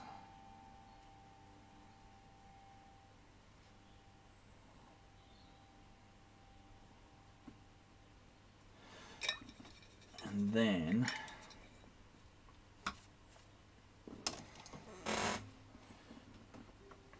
we're going to muck around with some liquid.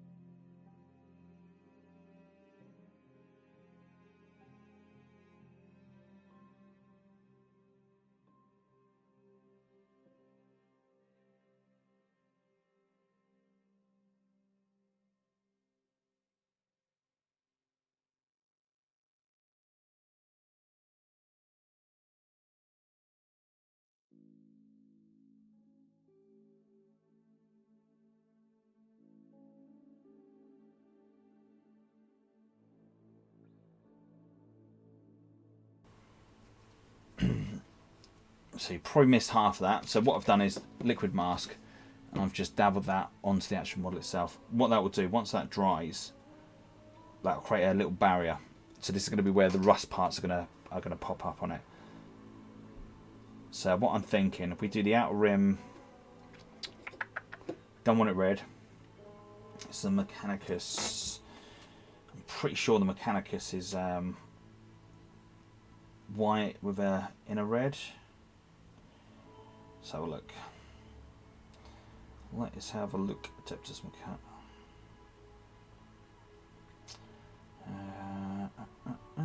Is it anything I can find? So it's pretty much white skull, white rim. I think that could really work actually. I think I could make that pop.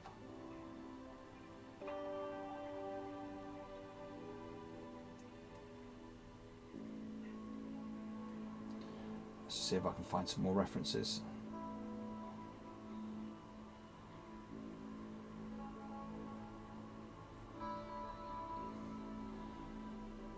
Yeah, so it's pretty much what I can see on there. It's pretty much. See, I was thinking about doing that part. I think what I do is I do that as the white onto there, like so. And then the outer rim, we will do. I suppose the outer rim we'll just do we'll do a silver on the outer rim. And I think that would be fine.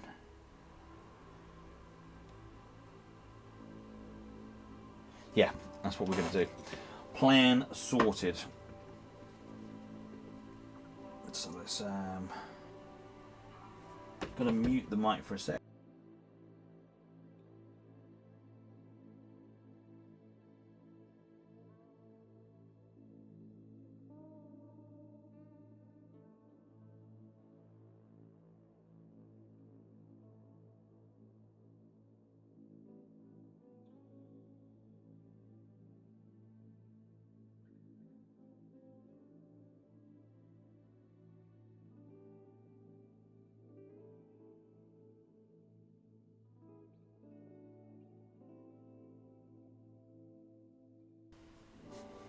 Probably put a little bit too much.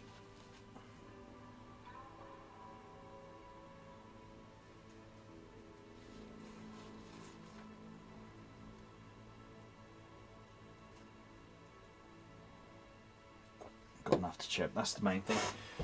Right.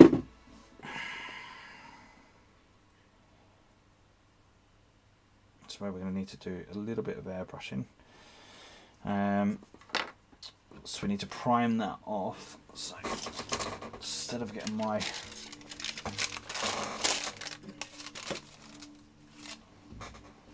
so we're going to need the airbrush again.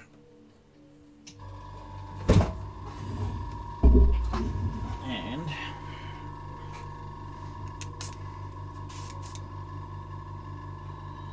little pre-mixed concoction of primer. So I've got a nice grey primer here already, pre-mixed. That's got the water. That's got all the finish already added into it. And all we're going to do is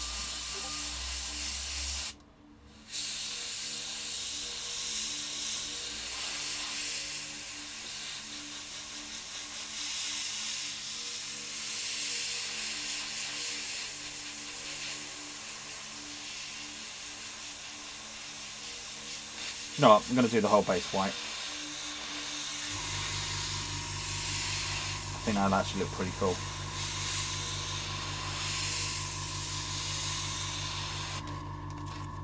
Just going to remind myself where she's sitting. And once I know that,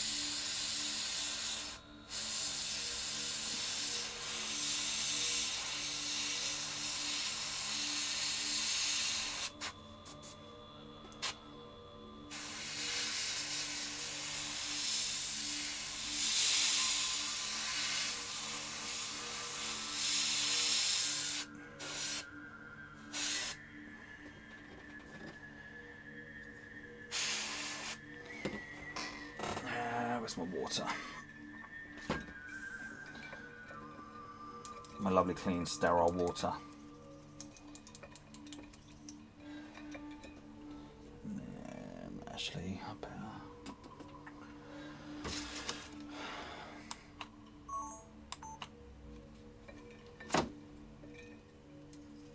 Let's just give that a good little clean out. It's the bit I was trying not to do on camera because I know airbrushing can be boring as sin.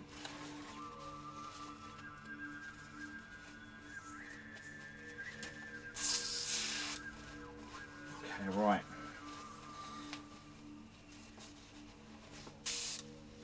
And then what we want to do is go in with some, I think,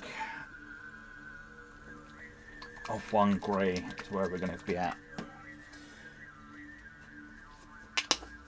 So a little bit of airbrush thinner into the mix, and then I'm just going to put a couple of drops of this straight in.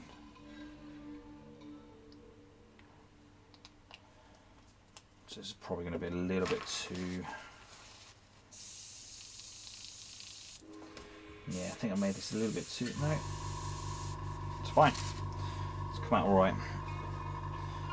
Let's remind myself where she's sitting as well, because we want to make this...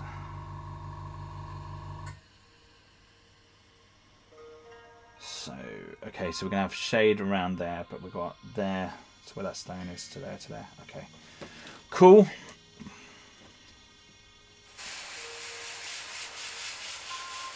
And all I'm going to do is just slowly build this up.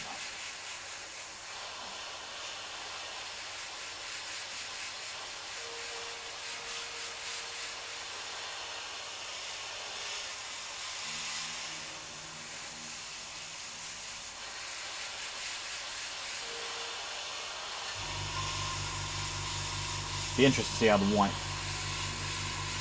white works on this.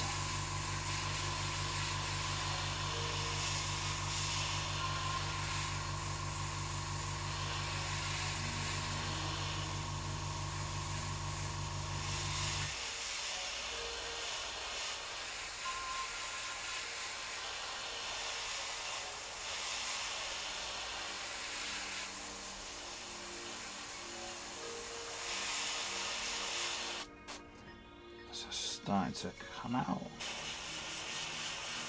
Add a little bit of white underneath. Starts to come out a little bit too. Right, what I'm going to do is I'm going to add some white ink into this, and this is going to start helping that white to pop out. Dominic, see you later, bro. Thanks for joining us, my friend. So just going to add a couple of drops of white ink into that.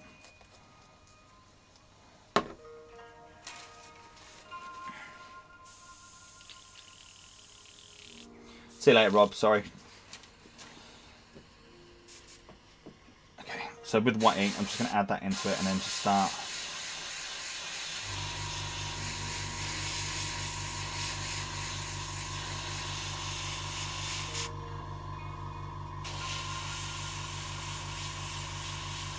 More important, I just need to get a little bit underneath.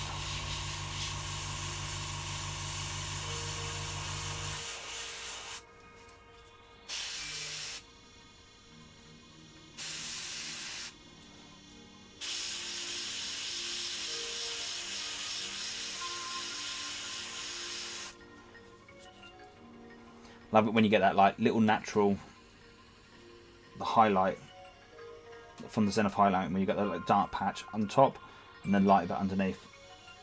So I'm going to try again. Just there.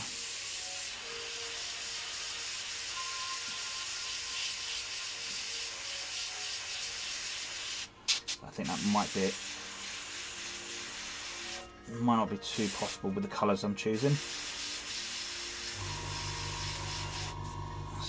Right, that's she's sitting there, so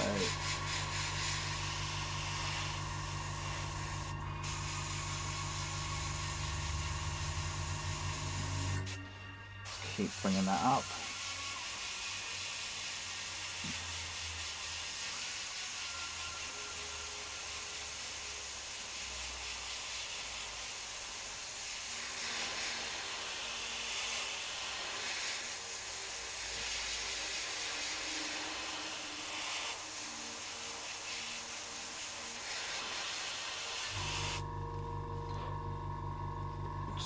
quite nicely. And now I've wasted so much damn paint. I should learn from my mistakes there. Oh.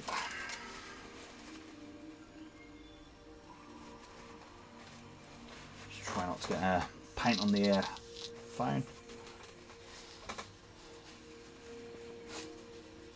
Alright. What I want to try to do is just get some of this excess out. So what I tend to use with the airbrush is the ibuprofen, no, not ibuprofen, pretty much alcohol, 99% alcohol. And I find that a really, really cheap airbrush cleaner. Probably a little bit too strong for what I'm doing, but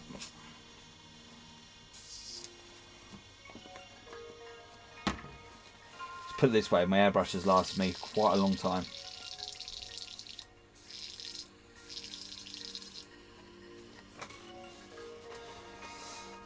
Does anyone else here airbrush, or is it just mainly paintbrush?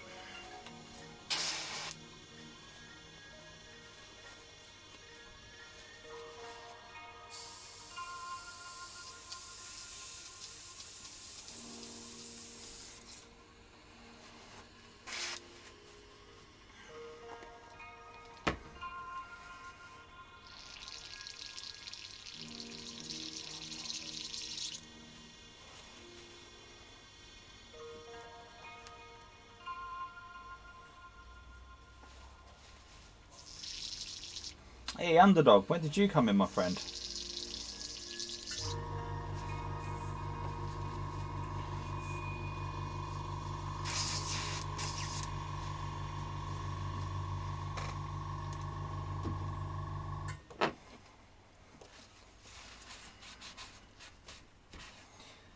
See, I found that with at the beginning of painting, I always done via just use the actual brush itself. And then I remember going up to Warhammer World, and I remember seeing this guy had done a whole Necron army with the airbrush, and like he'd done everything, the eyes, the works. And then as soon as he'd done that, it was kind of like, yeah, do you know what? I'm sold. What airbrush did you buy? Right, I'm getting that as well. Boom, a couple £100 later, straight on it.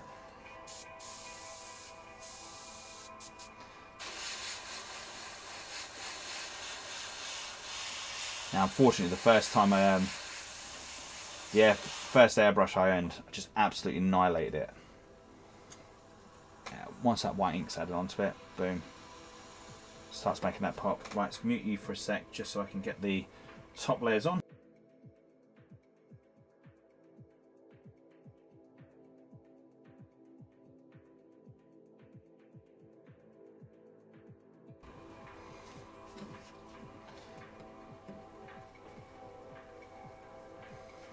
Sorry, mate. If you did say hello, I completely missed. So apologies. Thanks for joining us, though, my friend. Much appreciated.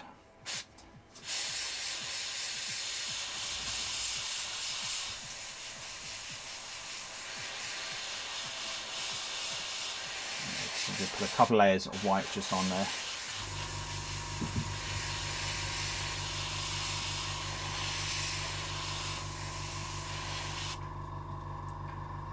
So it should be a nice crisp. Put a little bit.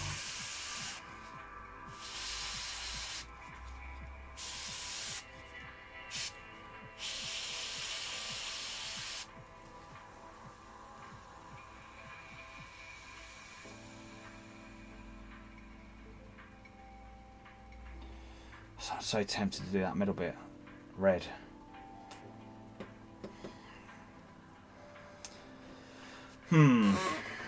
Dilemmas. This is where it could go horribly wrong in a short space of time.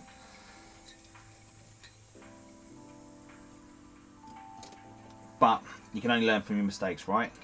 So we can give this a try, and it's either be like, yeah, this is awesome, or it'll be like, shouldn't have done that, man. Shouldn't have done that.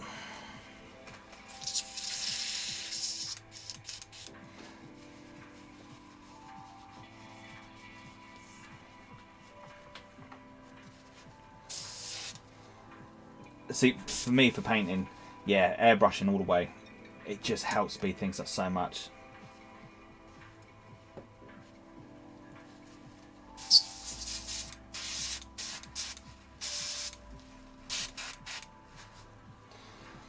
Thanks, Alison. Much appreciated, my friend.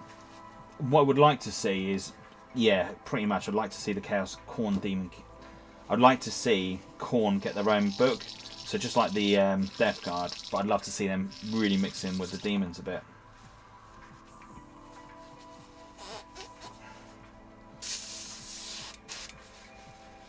Thing is, though, I don't think we're going to see.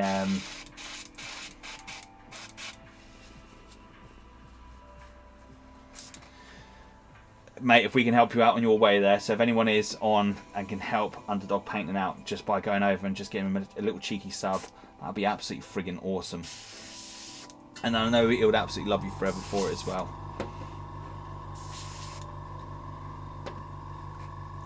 And again, Twisted Cards, exactly the same boat, and I know he's new to YouTube as well. Any support there as well would be absolutely friggin' awesome. And Underdog's got some awesome little painting videos on there as well. Another fellow painter.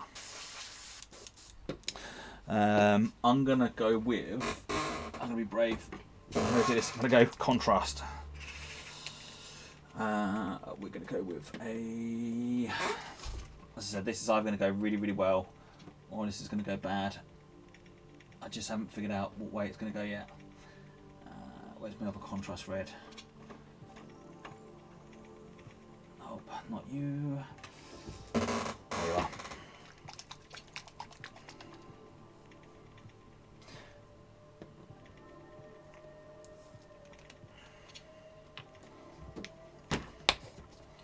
So I'm just going to drop a little bit thinner in there.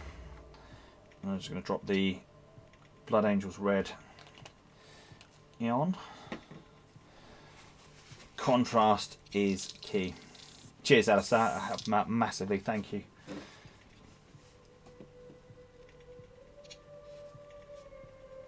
I'm just going to go. Now, as you notice on this one, I'm going to be stupid. I'm not going to mask anything off. Shall I mask off? Oh, no, I'm not. I'm going to do it. I'm going to take this easy.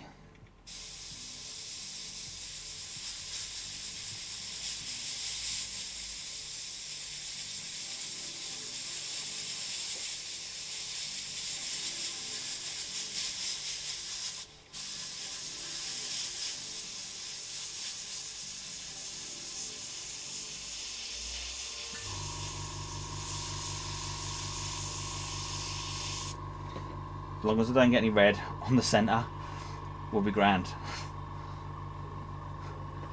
This is probably the silliest thing.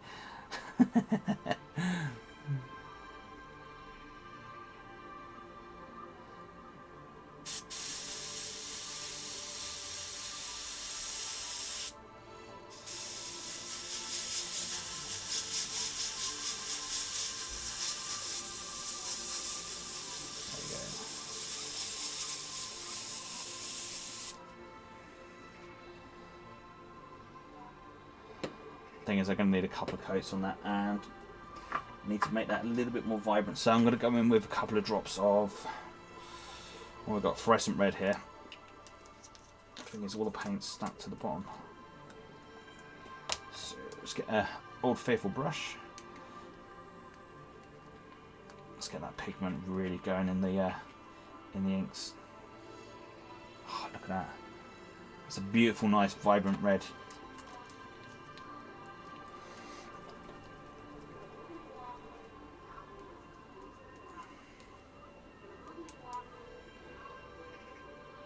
So I've just added quite a few drops in there. Now this ink, the fluorescent red is quite a nice thin red anyway. So it isn't going to alter too much, but it will help the red pop. So if I take this slowly. Shit.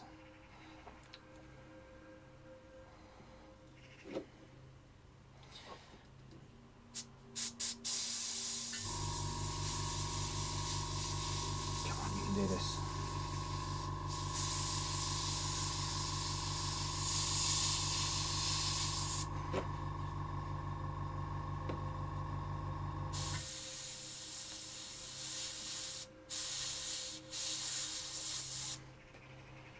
little bit of control there.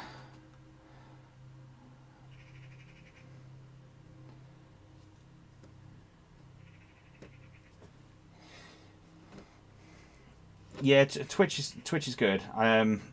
For me, I find that it's more YouTube than Twitch. But yeah, there's definitely more different opens up definitely for different more people. Okay, that's about as far as I'm going to go with this.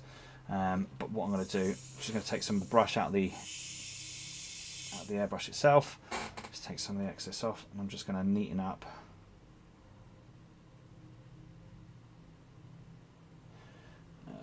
That's too much. Just going to get a damp brush. Just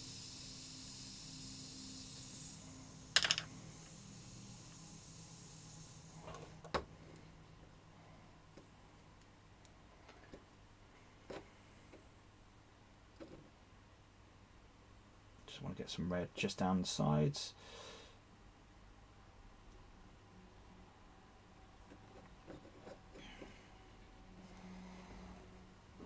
When doing something suicidal like that, it's either going to go one or two ways. Either end in disaster, tears, and watch like a grown man cry on the internet. It's not good. Right, just going to add some darker crimson red into this. Just want to shadow up where she's going to be standing. I'm just going to go.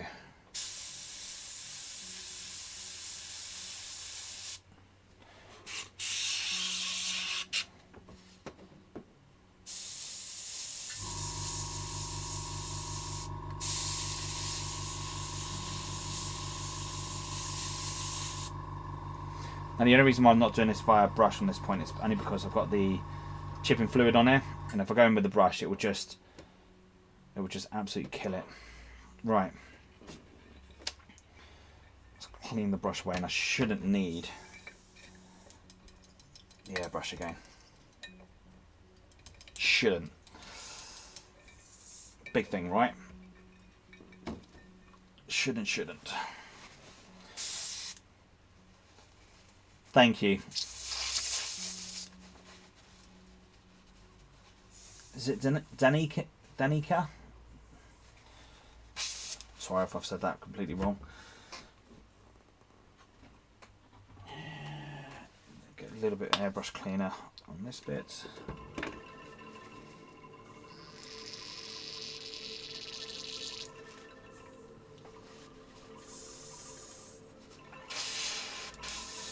Okay, right. Let's put down the airbrush.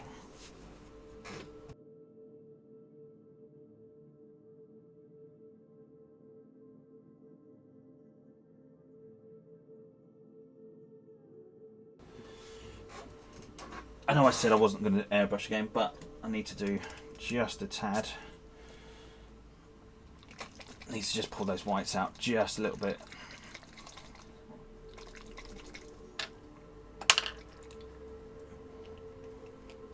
So I'm just going in with some Tamiya flat earth here, only because the Tamiya is a little bit more, when going for the airbrush itself, it's kind of stinks like hell. Really, I should be wearing a mask for this.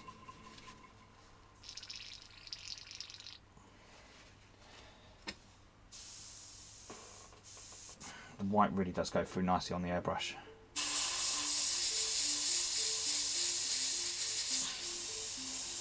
Make sure I've got my line. Yep.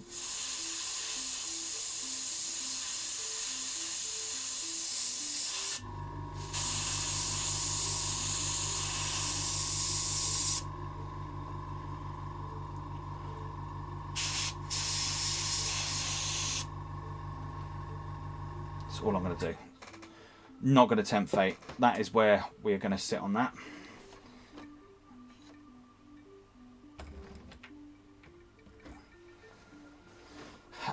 It's actually going to be a base for a model I'm painting up for one of our patrons. It's a little thank you to say for all the support he's given us over the last couple of years.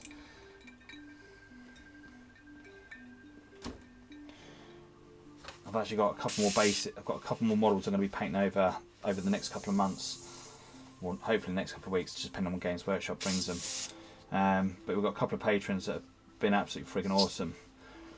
And normally people don't. I haven't seen anyone do this to their patrons yet, but I wanted to give that little thank you because he's been absolutely friggin' awesome helping us out. And I've got another patron that's was absolutely really cool and kind. Sent me Gazgol over from the States. Didn't ask him. Didn't ask anyone to do that for me. And he just sent that straight over for me as well. And I was just like, absolutely blew me away. I was well chuffed on that. So I've asked John what he wants, and he's given me a model. So I'm going to get that painted up and send that over to him as well. And I've also got another chap that's got wants a Tech Marine painted up. So again, I've got that on order. Once Games Workshop gets that back in stock and gets that out to me, should have that painted up.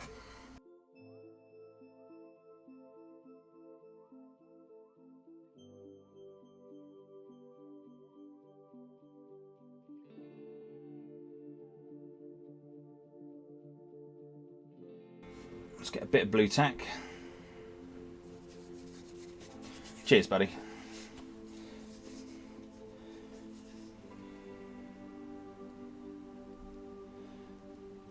So all I'm going to do is I'm just going to bring that over the base, and that should, well, I've just put that chipping fluid on.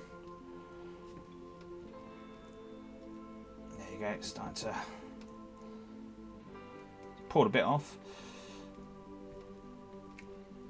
Come on, get the rest off. There you are.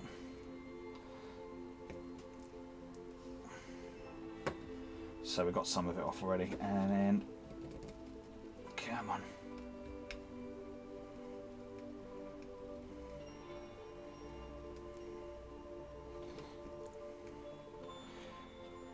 There you go, so we've got some nice little chipping bits coming away now.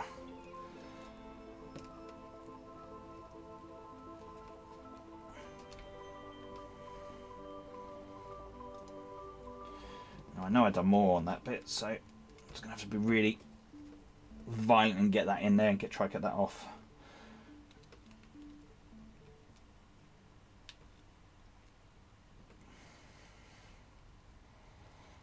That's the thing with this stuff. Most of the time it comes off quite easily, and then you've got other times like this, for instance, it's not playing ball.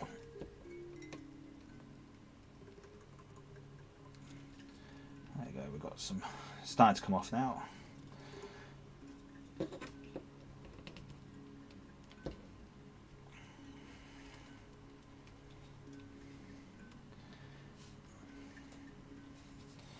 She's going to look friggin' awesome on this. Come on, you bugger.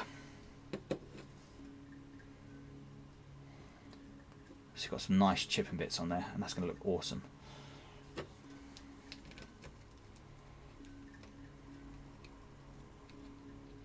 Come on. I know I've got some more on there somewhere. Is that it?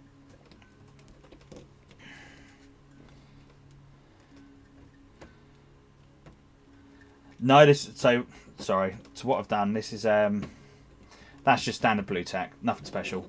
What I've done previously, I've just put some liquid mask on, and I've just used a little bit of a sponge and then just dabbed it onto the model itself.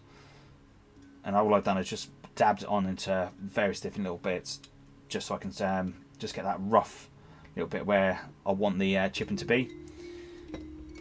And then just using the blue tack, then just pull off and that just then helps pull off the liquid mask.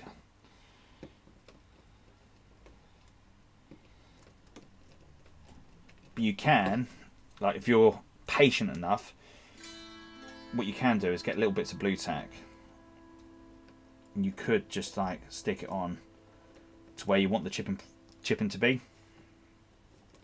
like so. The only problem is that I find it maybe sometimes a little bit too uniform. So I'm just going to go. I'm sure I've got some more in there. No, maybe that was it. Just going to get a toothbrush and just see if I can.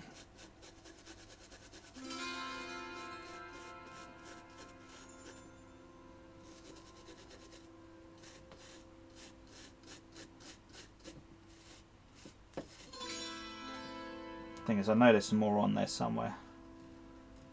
I guess it's going to be a case of just trying to feel it.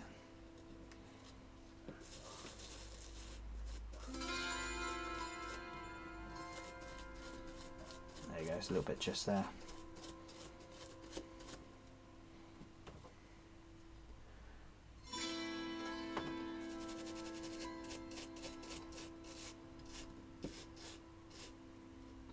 Got to be careful now with when going in with a toothbrush. You've got to be a little bit careful because it does pull back a layer of paint, and I don't want it to. So just in there, just where I've hit the thing, it's taken away the contrast. So before I do anything, I just need to go in, just touch that up. I could hide it away with powders and stuff like that. I'm just going to go in with a little bit of contrast, just tidy.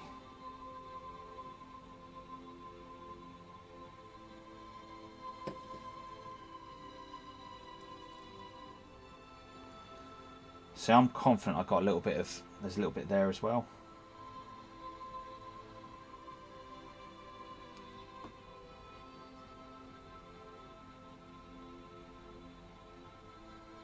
No, there wasn't. Fair enough. Right, let's let that cheat. Let's dry that out a little bit.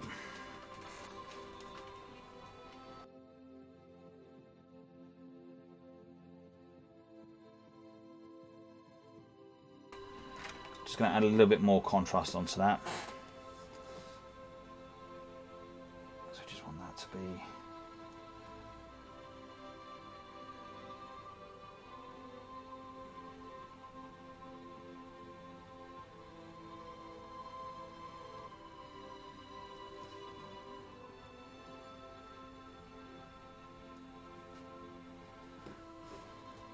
Okay.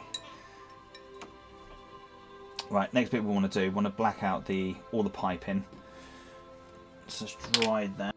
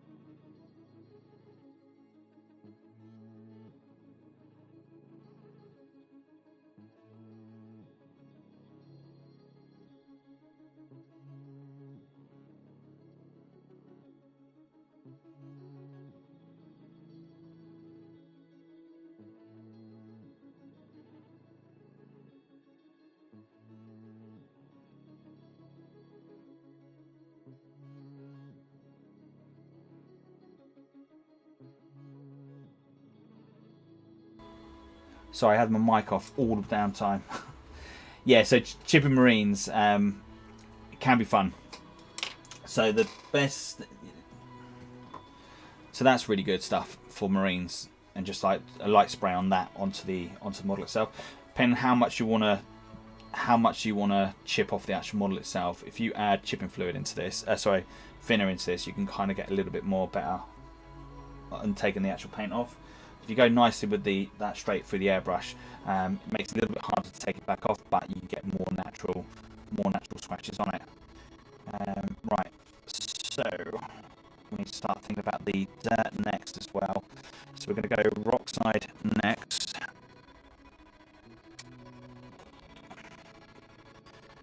And so what I'm going to do at the moment, I'm just going to get all the base colours up first, and then I can start working upon the rest of the colours. This is just so I can see where I'm at, what I need to do, and what colours I need to add on to this to make the base pop. If that makes sense.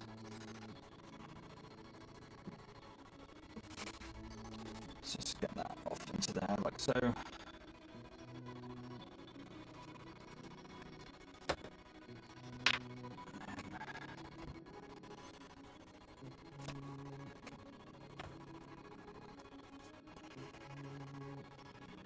Pop that into there like so.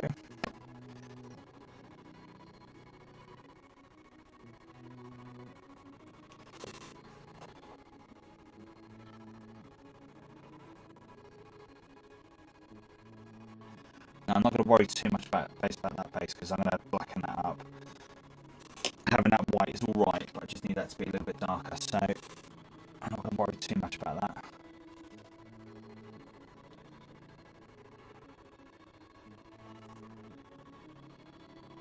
Oh right, sorry. I'm with you, dude.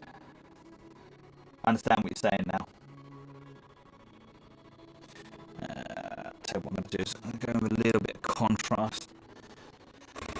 Contrast is going to be king for this next part. I need to find the right brown. What's going to be the best brown for this?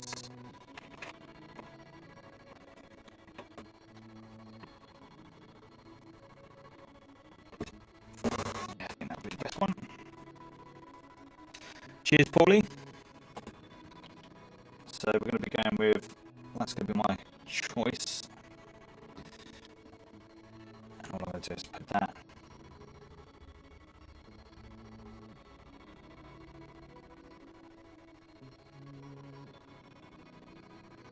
Like so.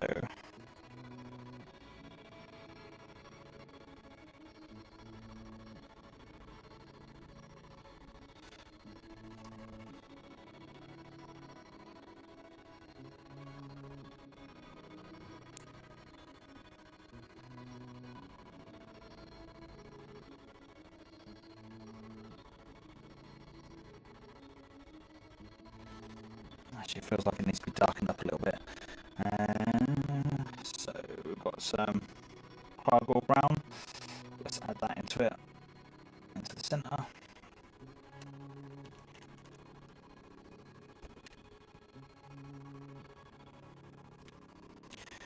Do you know what? I haven't. I've got a brand new Xbox, and I've just been solely just painting 40k at the moment. I've been just so busy on the channel trying to get it to where it needs to be.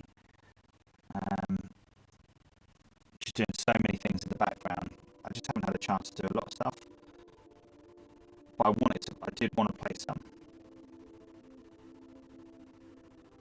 It's like a Space Hulk as well. I've just bought that for the PC and never had a chance to play it.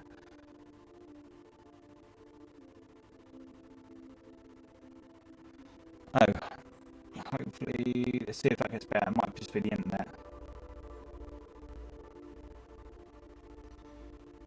Let me know if it gets any better.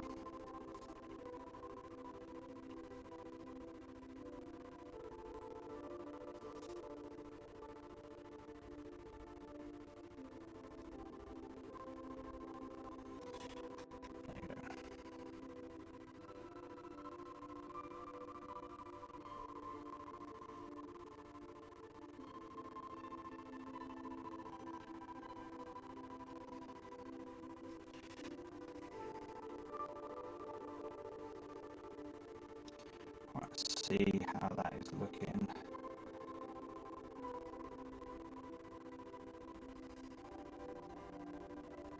Need a little bit more. A little bit more on there.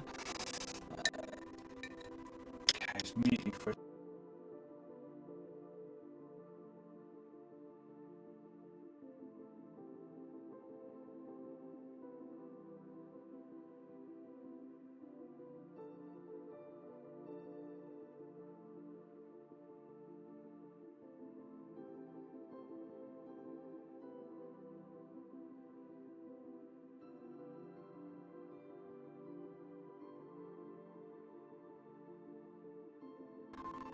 Okay, so for the next up, what we're going to be going with is we're going to dry brush in some Moonfang onto there, some Steel Drab, and then some Kirkstone. Oh, I still got a little bit more. I need to get into there as well.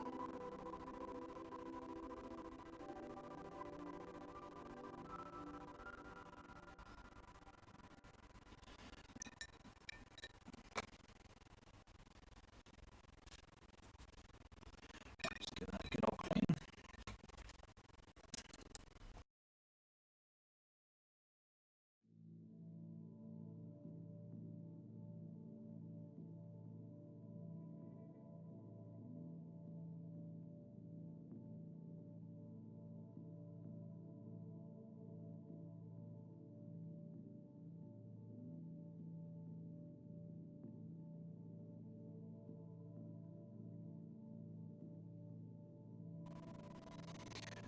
Okay, so we're going to go in with some dry brush now, so we need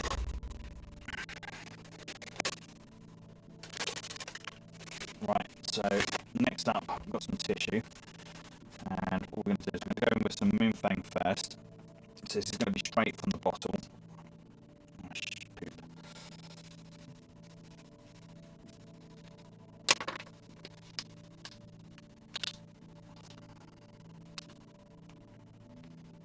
Yeah, that didn't quite go to plan.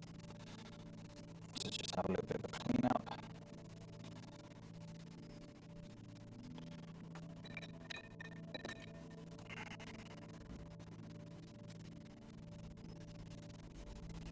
So you don't want to get that stuck. Yeah. That's kind of went everywhere. Let's just get that into there like so. I can just.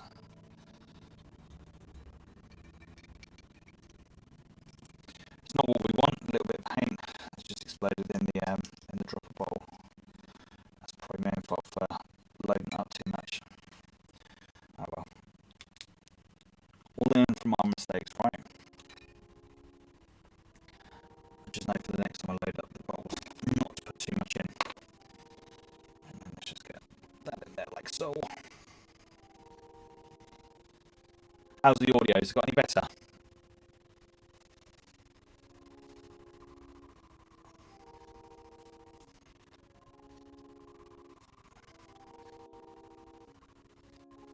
No.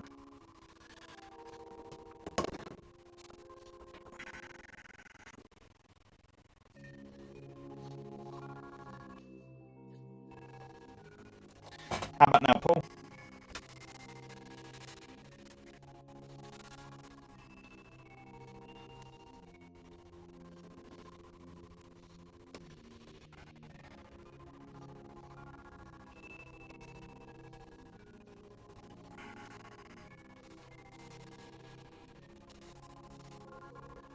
that got any better?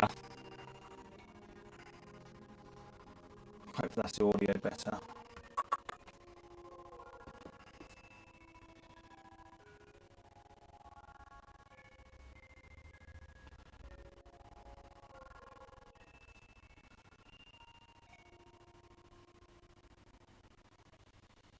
Still not great. Okay. I think probably what would be the best bet. I'm going to leave it. I'm going to shut it down now. Thank you very much to everyone that's joined me so far tonight. Really do appreciate it. I'm going to be posting up some updates on here if you can hear me. But thank you very much. Hopefully I'll catch you all very, very soon.